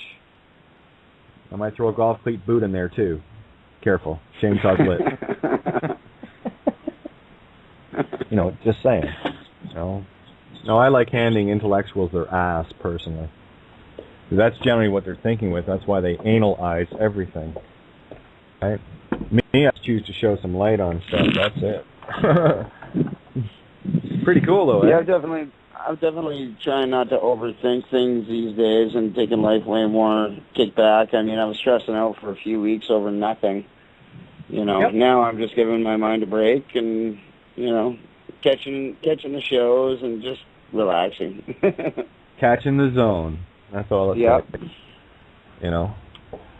And the more we start to see, the more ridiculous the dramas become.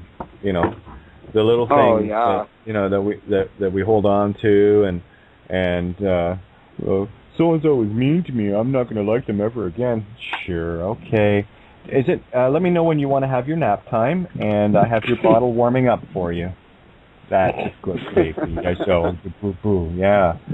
Now grow up. Somebody get over needs yourself. an ambulance. Yeah, exactly. It's like, go get the ambulance? No. Yeah. Cry me a river. Better yet, there's a good one. Cry me a river. That river better be true. It's honestly, it's when you really start to see the things that we've all been part of and party to. When we see them, we stop. Or we don't. Some people, they prefer to live in the drama of Meat Stickville, and that's okay. They can do that. My choice, not what I would do. Yeah. No, just saying. I was on site one day, and I was just chipping away doing my thing, and I heard you say that, and I just started laughing. It was just and I started calling my buddy Al. I'm like, hey, Meat. And he's like, what the fuck are you talking about? But it was classic. That's a classic saying. There's a few Catisms out there, I think, but I just call it as I see it. I may, and I come across harsh sometimes, absolutely, but sometimes you got to be in order to get the message through. And of course, what's the first thing people? Well, better shoot that messenger. Go ahead. Yeah. Shut him up. Absolutely. I just I find it a waste of time. That's the only words I could think of to use there. It's just a waste of time. People need to get over themselves. Yeah. I could open an essay. Miranda triggered something with me, so I thought I'd better open it up and have a look at it. I haven't touched on it in a while, so I'm going to take a couple of minutes to read it. It's not a long one. It's called The Wizards of Oz, and it, tied into the fact that today I posted all those email addresses to the government. Well, not all of them. Probably another 1,000 that I have to, put together. But to the note that I put on it was, Where is it? Scroll down, make sure I got it here. For my Down Under Wizards of Oz. Enjoy, Kate. So I thought, well, there we go, Wizards of Oz. And then, of course, Miranda brought that up. So I thought, well, I'm going to share this. And I haven't looked at this in a very long time. So I'm not even sure what's going to come out of it. But I know something will. I'm just following my notes. So just I'll do that, and we'll probably roll past the hour a little bit. Starting to feel the energy. It's coming up. Well, we'll see where it goes.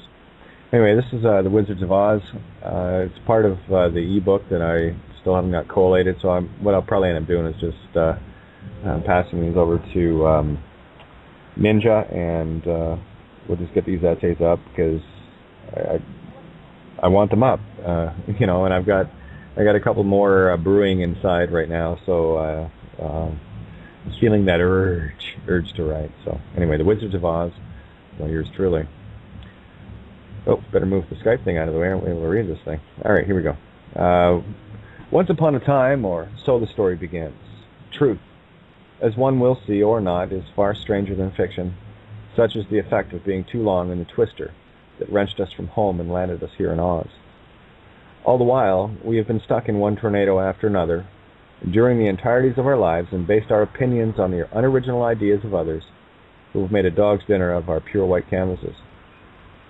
With the constant spinning in the clouds, we only get glimpses here and there of any truth that might have made it possible to get to the Emerald City sooner and with less wear and tear.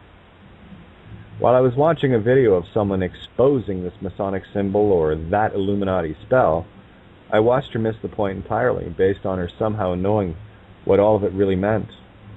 Unfortunately for her, she never stopped to actually question herself as to where she got her information. Granted, she was at least searching for something somewhere, but she never once asked herself why the symbols were there.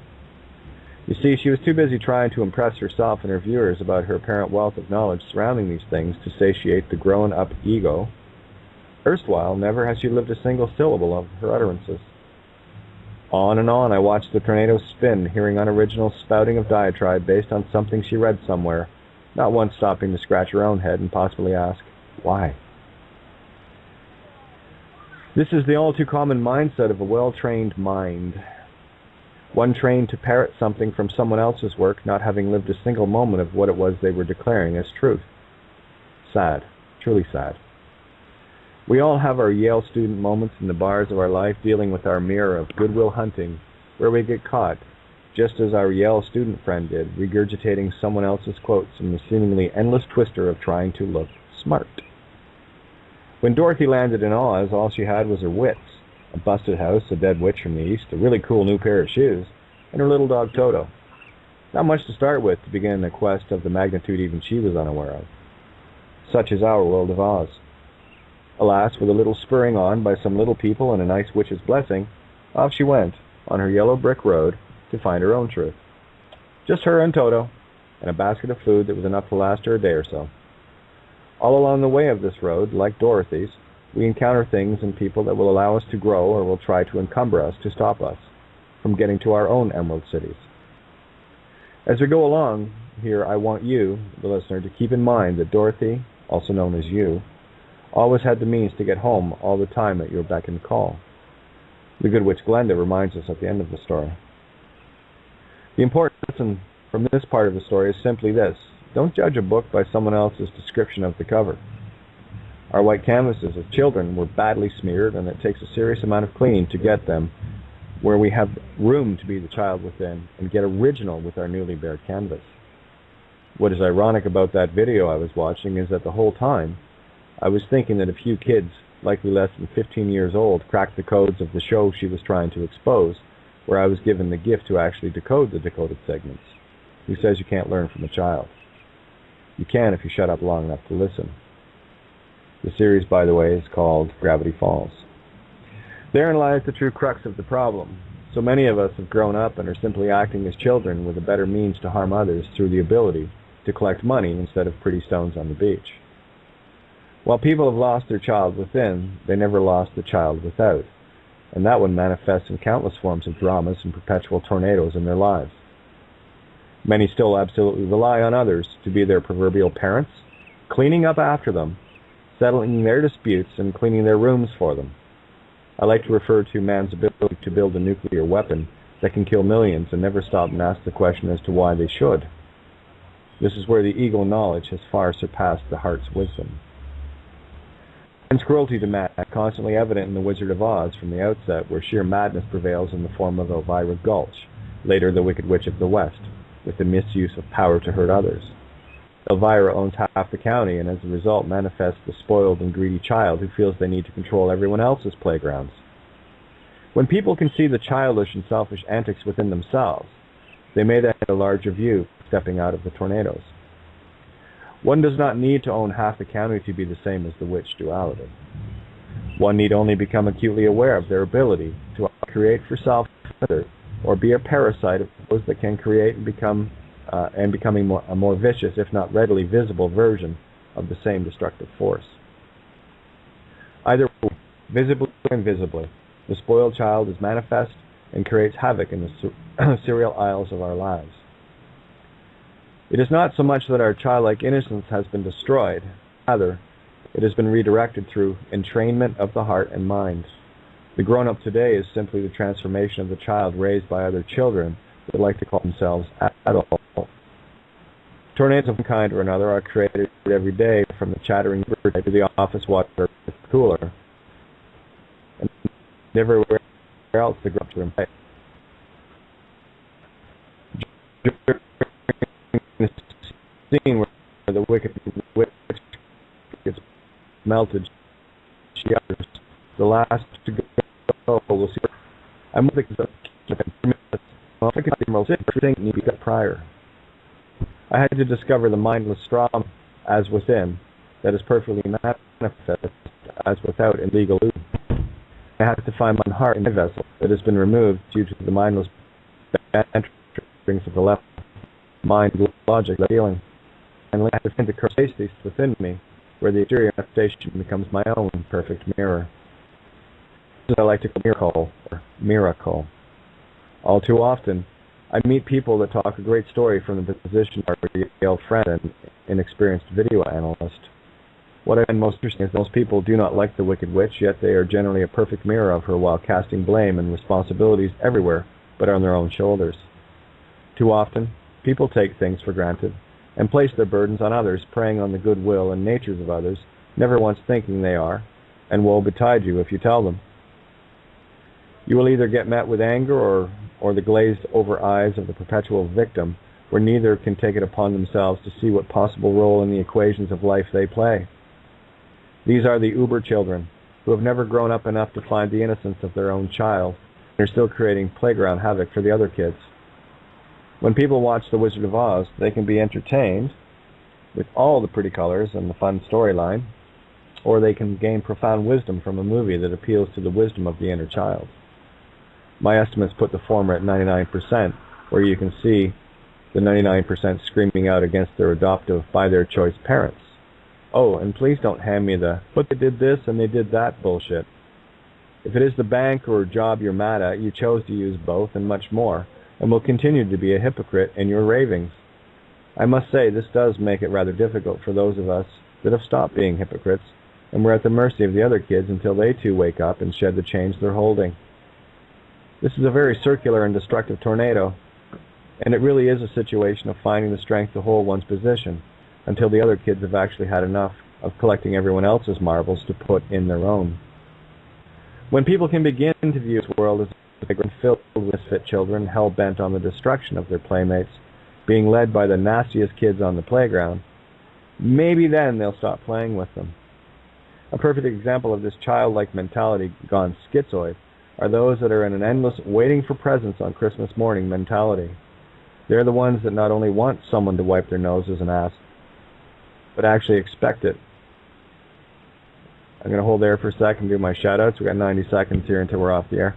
Thank you very much to Paul, Lisa, and the crew at criticalmassradio.co.uk for the platform that we get a chance to share all this wonderful stuff every single night of the week. So thank you for that. Much obliged. We'll roll past the hour a little bit, so just letting you know. Carrying on here. I, like everyone else, chose my path, and I take full responsibility for it. I am where and who I am based on my choices and no one else's. It was me that chose to go all in with this crazy game to see what truths were there. There are so many sitting around to cherry-pick the victories of others, wanting to play the big truth games but haven't tossed anything in the kitty. Well, hey, you get out what you put in. What I find even more amazing is that while on my yellow brick road walk, I have not only tossed in the entire collective ante, I've been helping people along the way that are still happy to drain my resources in all their forms. Good thing I'm a creator god, or I'd be dead long ago. No, too many folks are quite content to sit in the life raft while people like me and others are drowning in the water trying to pull that boat to shore. And then they have the nerve to invite all their friends on board too, to create more drag in the water while conjuring up one drama tornado after another. What is even crazier is that when you confront these children, they look at you with dumb, "what?" expression. I've been gifted recently to have met an entire room full of people that are beyond that mentality and can see the bigger picture because they're seeing with their hearts, not their straw men. The reflections on the yellow brick road were dazzling. To be continued, Kate. So there you go. Wow. Know anybody like that? Is that in your book? Yeah, it will be, yeah. Is that in your book, Kate? You said? Yep. Wow. I'd like to have that. Yeah, well, I'll talk to Ninja when she has the time available and what have you. We'll we'll get it put up. The book's called Prometheus Bled, and yeah, it's a collection of essays, the ones that I thought were. That just speaks volumes there. More poignant, yeah. Well, these are the moments, right? The sit back and just kind of download, those moments. And I better do this. I got one thing to do here. Yeah, we're in the rollover here, guys. So let me just pull that, and there we go. I'll probably be muted for a bit. I have a couple things to do, but no problem. So yeah, guys, anybody? Man, am I ever listening? Right on. Anybody know anyone like that in their existence, or does that pretty much sum up most of the people you encounter on a day-to-day basis? Any takers? Am I still on the air? Yeah, it's day-to-day. Yeah, what exactly are you referring to? What kind of people? The thing you read, you mean? The ones that are caught up in their drama tornadoes, their egos. Oh, yeah. No, big time. Yeah. Including myself. Hopefully less than them, but I know what you mean, yeah. Well, that's the thing, is when we can sit back long enough, and that's one of the joys, that's why I like writing, because what I'm doing is taking an introspection view of myself in the mirror of everyone around me, because that's what my reflection is, you see. So I'm going to take full accountability and responsibility for myself and that which is being reflected to me. And it can create a very frustrating scenario for yourself, because you're thinking, okay, that is definitely something I would not do. That is like, okay, what do I need to learn out of this? What is it that I need to get here? Why is this individual acting the way they're doing? Why are they saying or not saying, and what have you? And these are the things that I look at. But I look at it in a singularity, so I'm looking at it as me being the reflection of things that I need to observe. And for me, that's not something I would do. But it's also incumbent upon the other reflection, the other individual, to look at their mirror, me, and ask themselves the same question. And so very few have that courage, So there's your line on the yellow brick road that they still haven't found the heart, because you can't find courage until you find that. That's where they become very eccentric, and that's what that word really means. It means you become so absorbed in yourself that you will create all sorts of dramas around you to manifest, the blame and justify. So when somebody says that they're angry at you, well, what they're actually saying, okay, fine, what have I done, and how can I rectify it? And if I don't go past it, it's not the anger that they're showing. It's the anger they have for themselves. It's their own guilt, you know, it's their own inability to confront. You know, you got people that are very loud and they'll come out and they'll, you know, all manner of, you know, anger and what have you, and then there is the mirror opposite of that, which to me is completely the same and equal, and the ones that are silent. You know, they've actually got to a point where they can't even confront themselves to the point of thinking. That's a very sad state to be in. You know, and you've seen these people. They lack the ability to be humbled and empathy and all that. Oh, absolutely. I mean, that is a complete ego trip. Complete. They've lost the ability to be humbled because nothing they can do is wrong. And boy, that's a serious mirror to be looking at.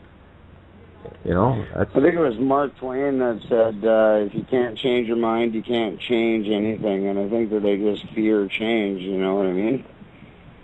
Well, yeah, fine. You want to, and I'll tell people that. It's fine. You want another 26,000-year stint here, knock yourself out, because that's exactly what you're bucking for. You know, we're at a time here. This is a very pivotal time in creation. It's why you're here. You know, why did you get the ticket? Why did you show up at this time, in this particular dimension, in this particular form? You know, I don't know about you guys, but I've always had the notion that there's a big show coming, right? And we're part of it. We're starring in it. We're the change that we've been waiting for all this time. And yet there are others that are Yeah, go ahead. Oh, I was going to say, have you ever heard of Inelia Benz? She did an interview on Project Camelot, and it was pretty interesting listening to her story about how she ended up arriving on this planet at this time, and when she realized where she was like, oh my God, you know, did I ever pick the worst place to show up? Well, yeah, I mean, I've said that many times. Like, what was I thinking? You know, showing up here. Like, come on. But, yeah, I grew up thinking I was born on the wrong planet. Like in my own head, I thought. Exactly. What's the name of this interview of Project Camelot? Do you know the name of the interview? What was her name again? It was on Project Camelot, and it was Inelia Benz, Benz. Okay. Yeah. Sorry. Something to check out. I mean, she's got a really interesting story, and she was also just sent here to just bring light, and she explains it in an amazing way. Actually, Project Camelot, they're pretty on the ball. I mean, a lot of people might think that they're left field or whatever, but they generally scope most different aspects of you know, the esoteric side of things and spiritual and. Yep. No, again, this is why people have to be discerning. Tobias mentioned that last night. That's one of the things that I find most lacking in a lot of people is the ability to discern truth. You know, they'll take something at face value and go, yeah, that's it. And then of course, polar opposite shows up. Yeah, that's it. And you know, they're head nodders. And I also sorry, go ahead. That's okay. No, I was just going to say that's part of the ego program. Wanting to be part of the club, you know, not wanting to be a standout, you know, going along with the flow, and that's exactly what got us trapped here. So, what are the odds? Yeah, I was just gonna say, and also, I don't like how people, when you say you listen to a show or a movie or a video or anything, they automatically have this weird assumption that you just from watching something, you automatically have to agree with everything, or I don't know. It's like a weird. I don't really know how to explain it, but. Well, I'll put it very simply to you. It's like, and I've said it on my own show many times. It's just because I'm saying it doesn't make it true. I'm just throwing shit out there to see what, you know. This is about finding truth to see what sticks. I'm looking for the resonance. That's where I find my own answers in the resonance frequencies. You know, so. And if the truth doesn't resonate, just throw it away. Exactly. Or you know, change your position to see if you've been looking at it the right way or not. And I will not, do not take anything I say literally or make it yours unless it's something that resonates with you. Then that makes it a common idea. It doesn't make it mine. It makes it ours. right? So that's discernment, and that's, you got to feel your way through this. You can't think your way through it. Look what happened when we did. We end up with this shithole mess. That's what left gets you. So again, take things to heart and feel them out, and make sure, and I use the analogy of, somebody using someone else's process and it screws up. Well, it's going to screw up anyway, but regardless. And of course, they use someone else's process, and they say, well, I use so-and-so's process and it doesn't work. And I said, well, no, you used what you thought was someone else's process, but you haven't got their experience and their perspective to understand exactly what they're doing. And that's why I spend as much time as I do explaining things like summons of the dead and I who shall not be named, the whole concepts of the birth certificate, so that when I do put something out, when people read it, they go, yeah, I get that. It's like Dan Brown and the Lost Symbol with Jordan Maxwell there. Like, Jordan had done all that research, and then Dan Brown put that book out with the Lost Symbol and didn't really give him any credit for it. Well, again, let's talk about who cares. Yeah, we're all true. fun, and that's, yeah, exactly. This whole credit thing is, look what credit and debit got us. Well, yeah, come on. It's like, yep. At what point did I say, all my songs and essays and everything are copyrighted? Have I ever said that? No. Why? Because they're not. Copyrights for fictions. Did I not get everything from the all? That's a gift. You tapped the source on that one. Right. So that's yours. When you hear one of my tunes that I caught from the all, from you and everybody else, and you listen to it and you get your own ideas, whose song is it? Ain't mine anymore. Never was. For that moment I wrote it, that's the only time I ever said, okay, well, this is my moment because I'm the only one that's hearing this right now in the physical.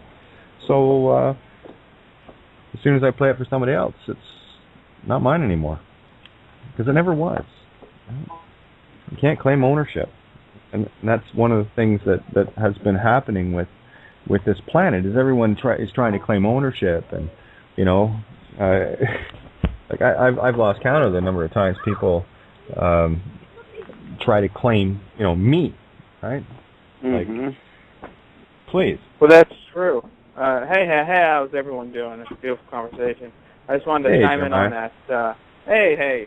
Well, yeah, you're right. You can't claim ownership, because if you do, like, it's physical, or it's idea, or it's tangible. No matter what, it's like if you claim something physical, it's a molecule or an atom. It's energy. It doesn't matter. So you can't claim that energy yours, because it's everyone's, and it's everything and nothing at the same time. So you're claiming nothing at the same time. So I just wanted to chime in on that. well, yeah, it's like in the gymnasium. You go into the supplies room, and there's all the kids go in and grab a ball, and the kids all go and grab a ball, and they come out and they play with it. And what do they do when they're done? They put it back. So there's your perfect allegory of you only experience and use things. Because at the end of the day, I'll tell you, those bouncy balls that we went into as kids to get out of the gym room, they're not in existence anymore. So there's of course, 40, almost 50 years later, they're still around, but I doubt it. You know what I'm saying? On Andrew Norton Webber's website, I love it. At the bottom, it says there is no need to copyright truth, and I love that. Instead of the normal little copyright and the date and whatever it is. Well, that's why I tell everyone. I mean, when it comes to copyright, being in publishing and production company set up, copyright law I understood. And I've looked at contracts, and I've had to deal with stuff like that. And it's pretty technical shit, but after a while you kind of look at it and go, who cares?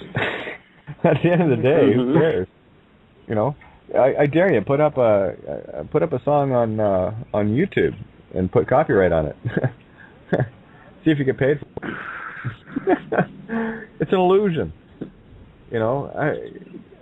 How many artists get stuff taken from their album and thrown on the Yeah, and we go back to, what was the name of that file sharing peer-to-peer thing that was going on there? Napster. Napster, the first guy that did that. You know, there was a perfect example of how ineffectual copyrights are. And, you know, of course, they've picked their little scapegoats to try to, you know, someone downloaded so many songs and they owe $250,000 and, you know, court and jail and all that. Cry me a river. You know, now I got to tell you, any artist or anyone that owned those, quote, copyrights, unquote, that could allow that to occur. What does that tell you about that being? That someone's life isn't worth something they wrote down, played on an instrument? Are you kidding me? It's also like an inability to change with the times of the way things flow and like grasping onto certain ways of doing things. You know what I mean? In general. Absolutely. You know, I find it very frustrating. That's probably not a word that would suit that, but it's mindless. Area code 508 just noticed you there. You're in the call. Hi, Kate. Jennifer. Hey, Jen. How are you? I'm fine. How are you? Good. I did something. I'll let you finish talking, but I just wanted you to know that I did something that I pulled a couple of tarot cards. Okay, let's hear it. I really wanted to read these to you. I did it a few days ago, and I saved them, you know, in order. I did it for me, and I did it for you guys. I did it for us as a group. I said, you know, what is my relationship with these people? You know, that this is all going on, because I listen to all of your shows. I don't always get to call, and I don't always get to listen to them while they're going on. But I do keep caught up with them. And so I pulled a 4-card spread, and I have a deck called the Osho Zen Tarot, and this has got the major and the minor arcana cards in it. So there's quite a few in the deck. Yeah. And there's why am I not thinking of this? 52 these cards like work. Yeah, they work in a spiral rather than in a circle. Yes. Which is kind of suiting. Yes. So this was a spread. It says it offers a quick look at your relating with the other, which would be me relating with all of you, or vice versa, all of us relating together. Whether the other is your boss, lover, friend, sister, parent, etc., it doesn't matter. I chose you guys. So the first card that I pulled was it's you and what you are contributing to the relating here and now. So that would be me when I'm contributing to the relating here and now. And it was the transformation card. And that was really exciting for me because I've had this deck since I was probably about 25. What's the number on the card? Let's see. It's, you know what? It's let me hold on. It's I'm not good with my Roman. Let's see. It would be the Roman numeral transformation is what are the letters? I'll tell you. X111. It's 13. X. Okay. Okay, so that's what it is. And let me find it here. Yeah, these were really neat. I was really excited when I did this. In my deck, that's the death card. Well, I wanted to know the number. Yeah. That's what death card is. We don't. Okay. Yeah, these have always been so good. Let me just find it here. All right. Okay. So, a master in Zen is not simply a teacher. In all the religions, there are only teachers. They teach you about subjects which you don't know, and they ask you to believe, because there is no way to bring those experiences into objective reality. Neither has the teacher known them. He has believed them. He transferred his belief to somebody else. Zen is not a believer's world. It is not for the faithful ones. It is for those daring souls who can drop all belief. Okay, one sec. Guys, mute out, please. There's a shit pile of noise going on. I can't hear anything. So I'm going to have to get you to go back, Jennifer. Thanks. Okay, sure. Thanks, love. Sorry about Appreciate that. it. No, it's just when there's noise going off in the background. And like I said, I opened the mics up, guys. Just mute out on your end, please. Thank you. Yeah, I couldn't. Every show it drives me fucking nuts. Stop. Just be in the now, okay, right? I'll start. Thank you. Okay. A master in Zen is not simply a teacher. In all the religions, there are only teachers. They teach you about subjects which you don't know, and they ask you to believe, because there is no way to bring those experiences into objective reality. Neither has the teacher known them. He has believed them. He transfers his belief to somebody else. Zen is not a believer's world. It's not for the faithful ones. It is for those daring souls who can drop all belief, unbelief, doubt, reason, mind, and simply enter into their pure existence without boundaries. But it brings a tremendous transformation. Hence, let me say that while others are involved in philosophies, Zen is involved in metamorphosis, in a transformation. It is authentic alchemy. It changes you from base metal into gold. But its language has to be understood, not with your reasoning and intellectual mind, but with your loving heart. Or even just listening, not bothering whether it is true or not. And a moment comes suddenly that you see it, which has been eluding you your whole life. Suddenly what Gautama Buddha called 84,000 doors open. The central figure in this card, and that, it kind of describes it, but there's like a woman's face, and there's the right hand going down and touching her top lip. There are different, like the India, I forget the name of them, but they have many hands. So there's one holding the yin yang. There's one holding the sword, the double-edged sword. There's one holding the serpent. And there's one holding, it looks like some type of a rope or a chain, I would venture to guess. And then there's all flames around this with a phoenix coming out of his head and also in one of his hands. The allegories that you just described there, what was the first one again? Holding in the dark and light, the balance. Okay, there's the duality, singularity. Then the sword, of course, is, for me, the double-edged sword is the language and how it has, cuts both ways. Then you had not the chain, what was one before that? The serpent. Oh, the serpent. That's the divine feminine, Kundalini, the void of creation, and the chain, of course. That's the chain that we are holding ourselves. Okay, you're not chained to anything. You're holding on to it. We're here to learn how to let go. And then, of course, once you let go, there's the phoenix or the swan rising. And also in one hand is the lotus flower. There you go, life. Yeah. So it says. And the fire, of course, Promethean fire, the awakening. Yeah, it's a beautiful card. The central figure in this card sits atop the vast flower of the void and holds the symbols of transformation. The sword that cuts through illusion, the snake that rejuvenates itself by shedding its skin, the broken chain of limitations, and the yin-yang symbol of transcending duality. One of its hands rests on its lap, open and receptive. The other reaches down to touch the mouth of a sleeping face, symbolizing the silence that comes when we are at rest. This is a time for a deep let go. Allow any pain, sorrow, or difficulty just to be there, accepting its facticity.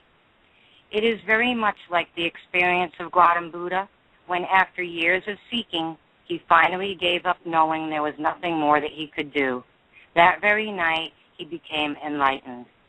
Transformation comes like death, in its own time, and like death, it takes you from one dimension into another.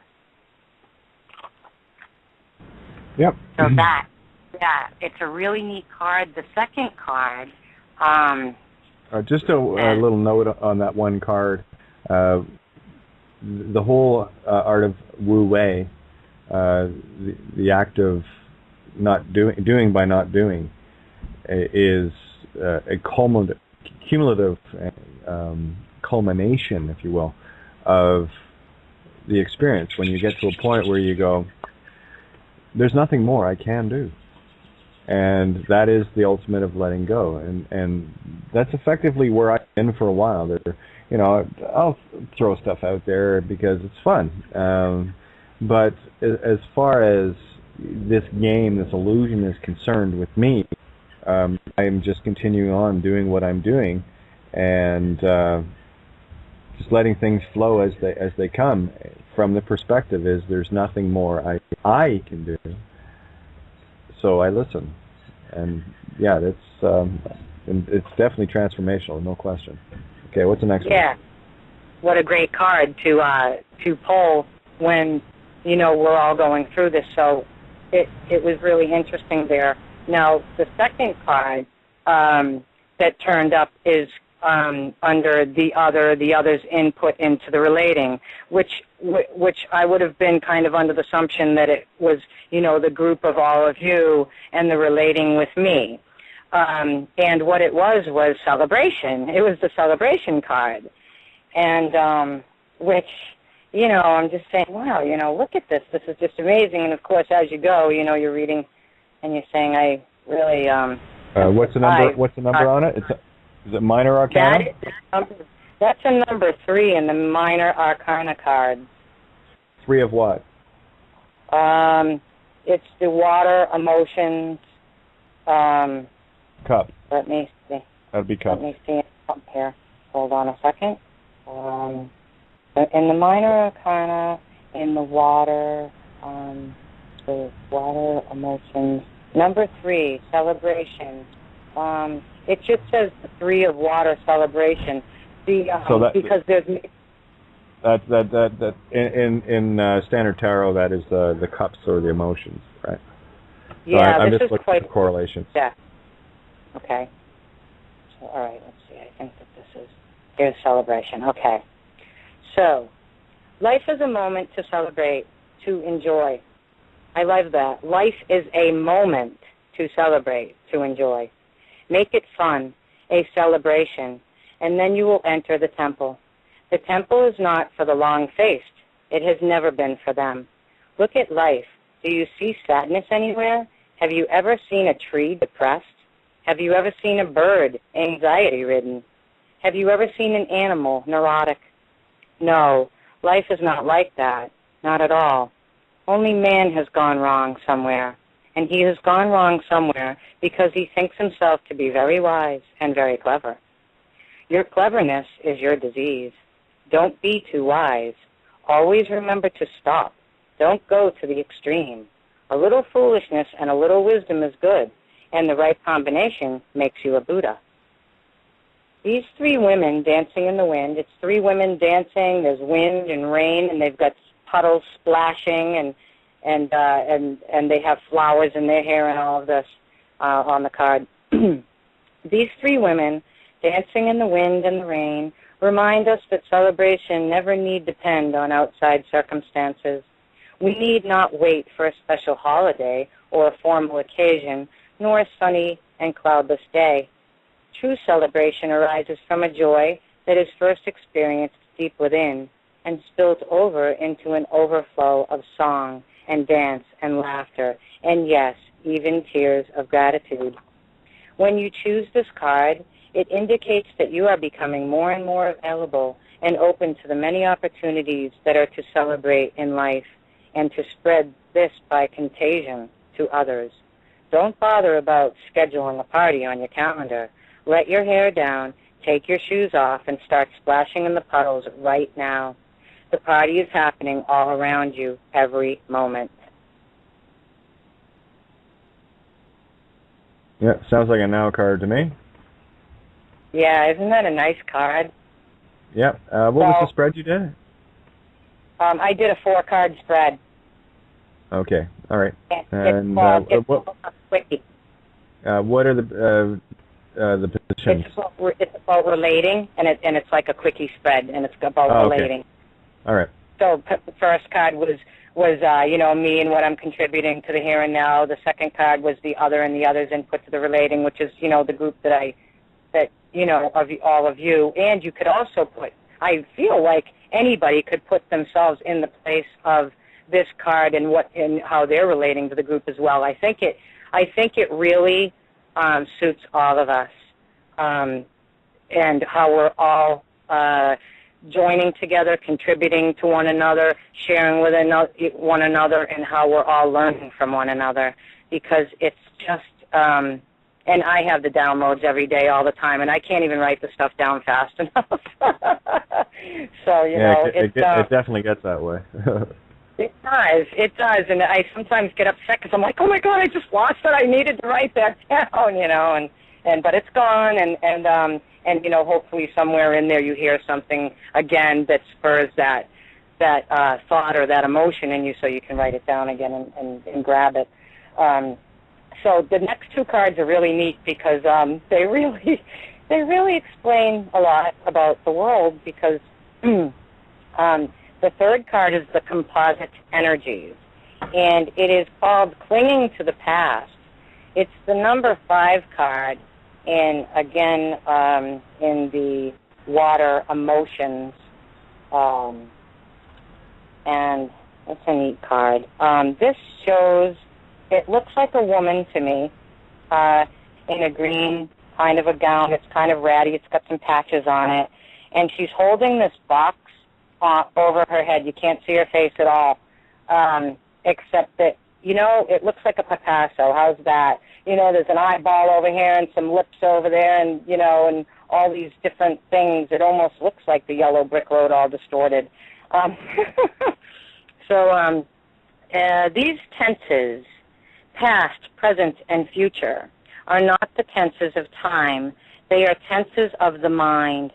That which is no longer before the mind becomes the past. That which is before the mind is the present, and that which is going to be before the mind is the future. Past is that which is no longer before you. Future is that which is not yet before you. And present is that which is before you and is slipping out of your sight. Soon it will be past. If you don't cling to the past, because clinging to the past is absolute stupidity, it is no longer there. So you are crying for spilled milk. What is gone is gone. And don't cling to the present, because that is also going, and soon it will be past. Don't cling to the future, hopes, imaginations, plans for tomorrow, because tomorrow will become today and will become yesterday. Everything is going to become yesterday. Everything is going out of your hands. Clinging will simply create misery. You will have to let go. The figure pictured in this card is so preoccupied with clutching her box of memories that she has turned her back on the sparkling champagne glass of blessings available here and now. Her nostalgia for the past really makes her a blockhead, and a beggar besides, and we can see from her patched and ragged clothes, or as we can see from her patched and ragged clothes. She needn't be a beggar, of course, but she is not available to taste the pleasures that offer themselves in the present. It's time to face up to the fact that the past is gone, and any effort to repeat it is a sure way to stay stuck in old blueprints that you would have already outgrown if you hadn't been so busy clinging to what you have already been through. Take a deep breath, put the box down, tie it up in a pretty ribbon if you must, and bid it a fond and reverent farewell. Life is passing you by, and you're in danger of becoming an old fossil for your time. Interesting. Very, very interesting. So that was the card that was the composite energies. Now, the last card is the insight. And lovely enough, it's politics. And, I just flipped to the page. Just there like you go. That. Okay, so politics, which is number 7. This is in the clouds, meaning clouds and the mind, in the minor arcana. Anybody who can be a good pretender, a hypocrite, will become your leader politically, will be your priest religiously. All that he needs is hypocrisy. All that he needs is cunningness. All that he needs is a facade to hide behind.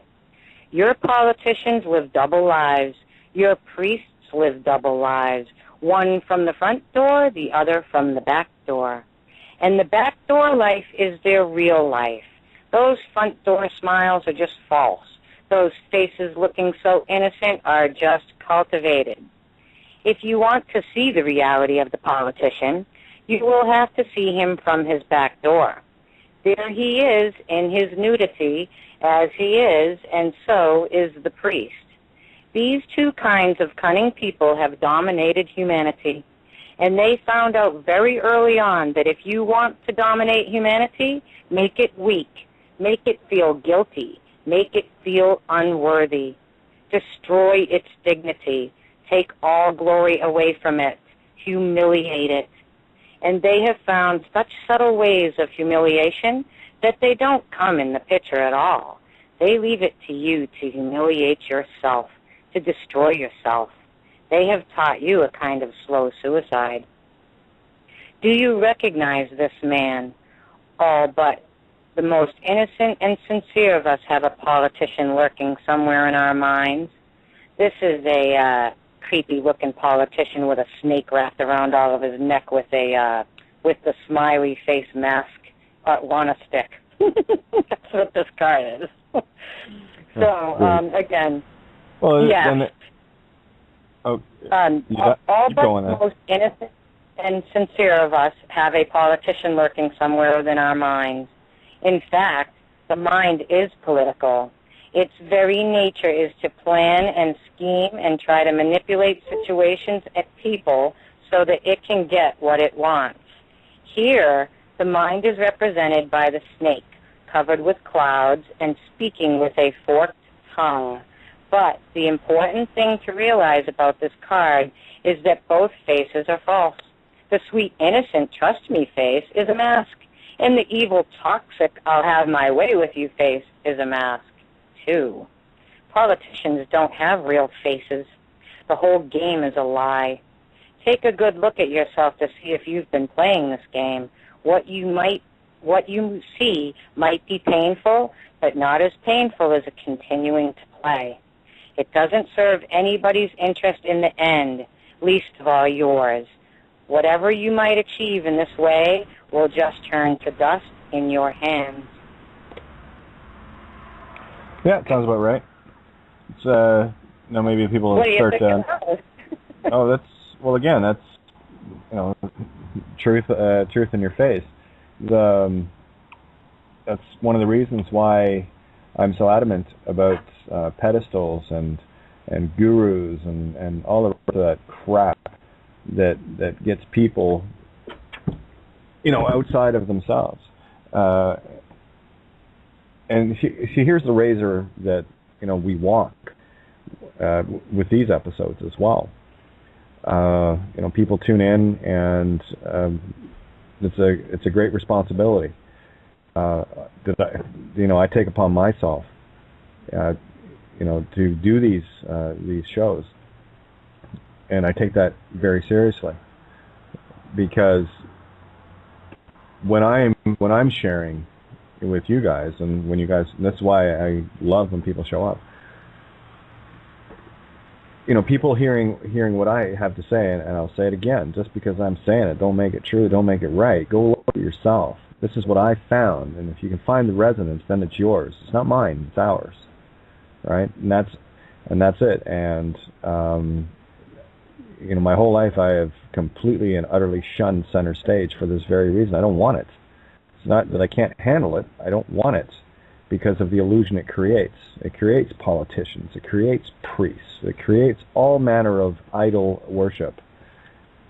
And I simply, I put it in the analogy of in music. I was just happy to play rhythm guitar and sing backup and just be part of the group, not in front of it. And I kept getting shoved forward, and to this day I still shun it. But I shun it from a perspective of reverence and respect for everyone else, in knowing that when I'm trying to share concepts, ideas, whatever the case may be, worldly, personal, doesn't matter. All I'm doing is sharing from this perspective. And it's not a perspective sitting on a pedestal, I assure you. Anyone tries to even consider putting me there, they learn very quickly. Not a good idea, because what that does is that gives the illusion of somehow, on pedestals mean they're lowering themselves, and I will not tolerate that on a level floor. Remember what I said about my little 2-foot level? Well, I carry it everywhere, and I mean that in the very ethereal sense. You see, the whole message and purpose that I feel, I follow my nose, follow my heart, is to empower everyone back to the level stage, where we can all see eye to eye. There's no looking up, there's no looking down.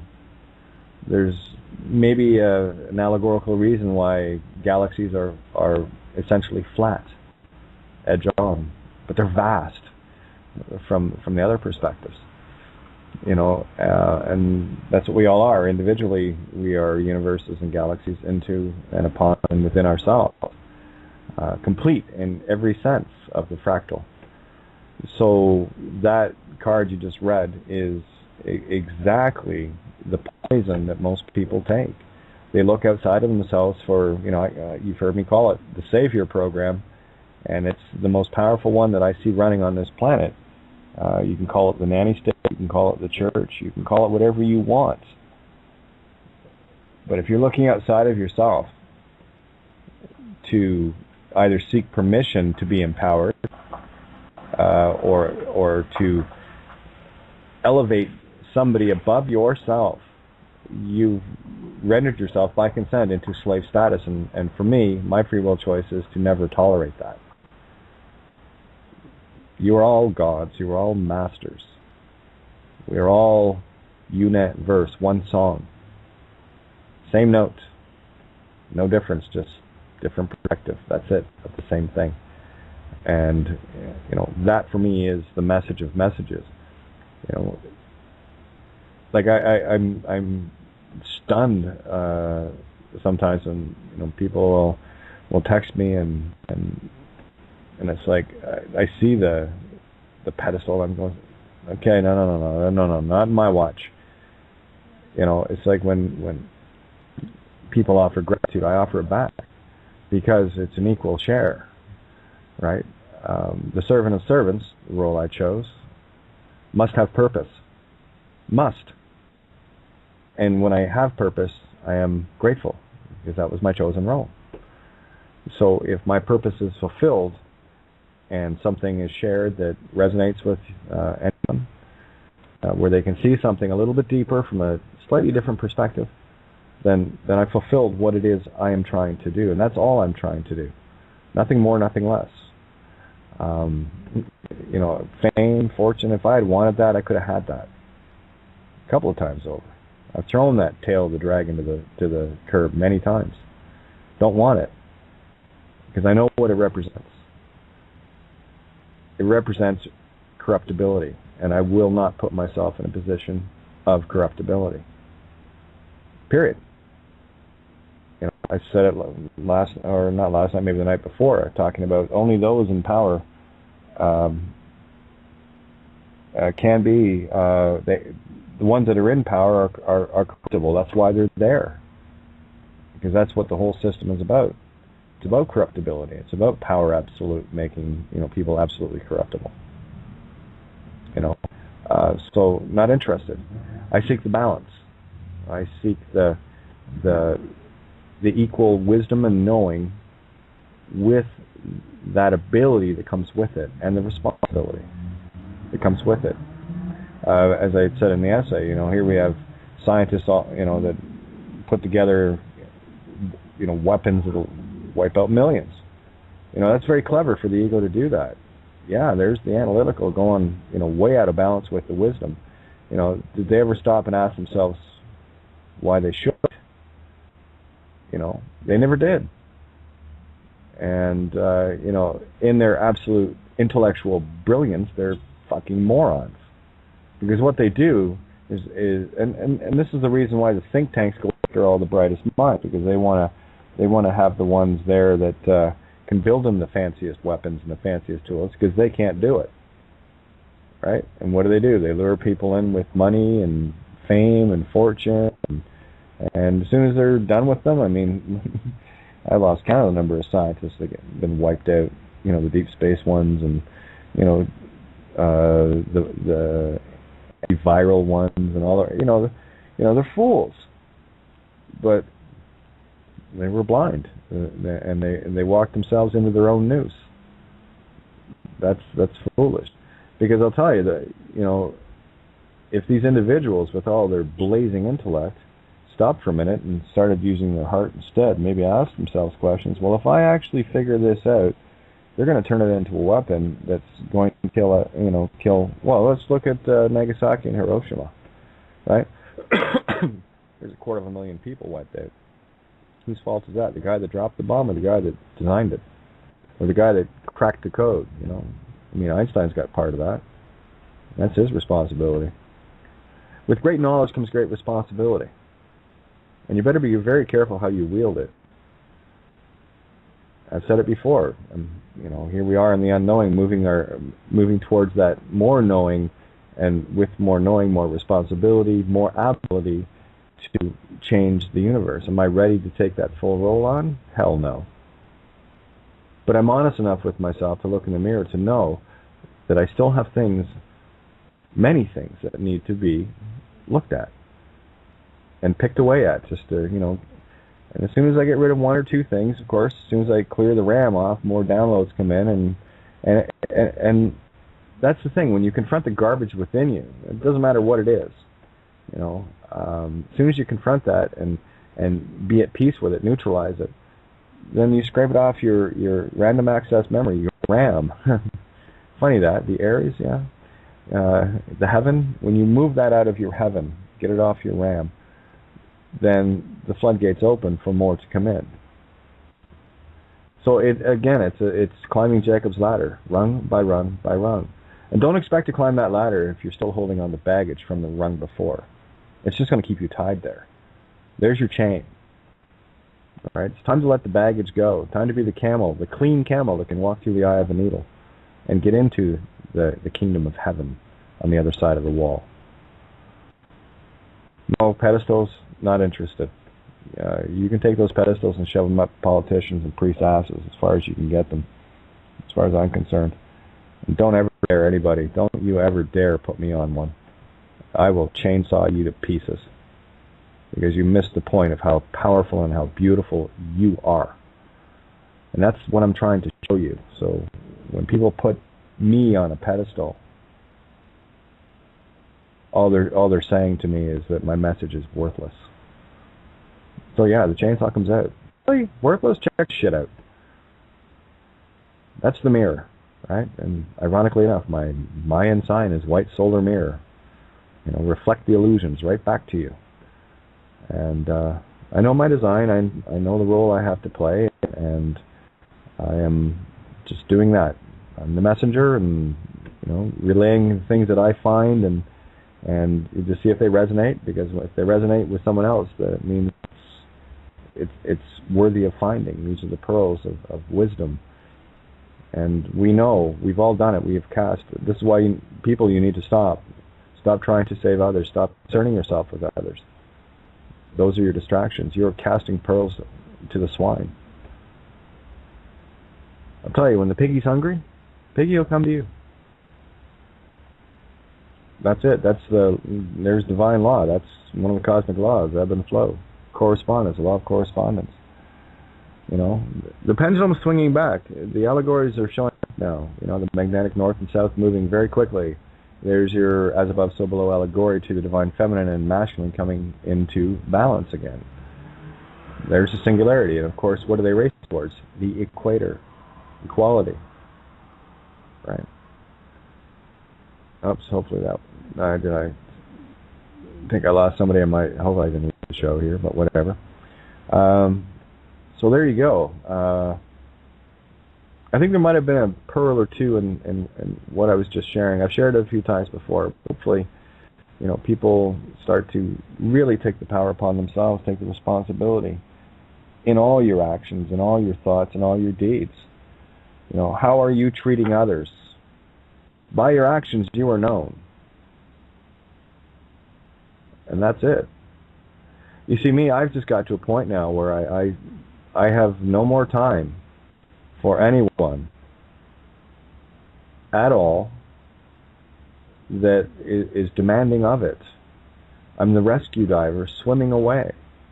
If you didn't see me the first time when I was there, then you didn't want to. And I'm not going to trespass in your free will choice. I cannot and will not.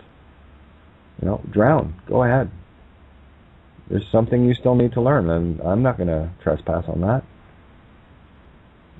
That's, for me, that's the golden rule. Do unto others as you'd have them do unto you. Sounds like a song. It has to be, Yeah. Hey, Steve, how are you? How's that go? If you don't know me now, you will never, never, never know me. Yeah, it's funny. I had that song go through my head the other day.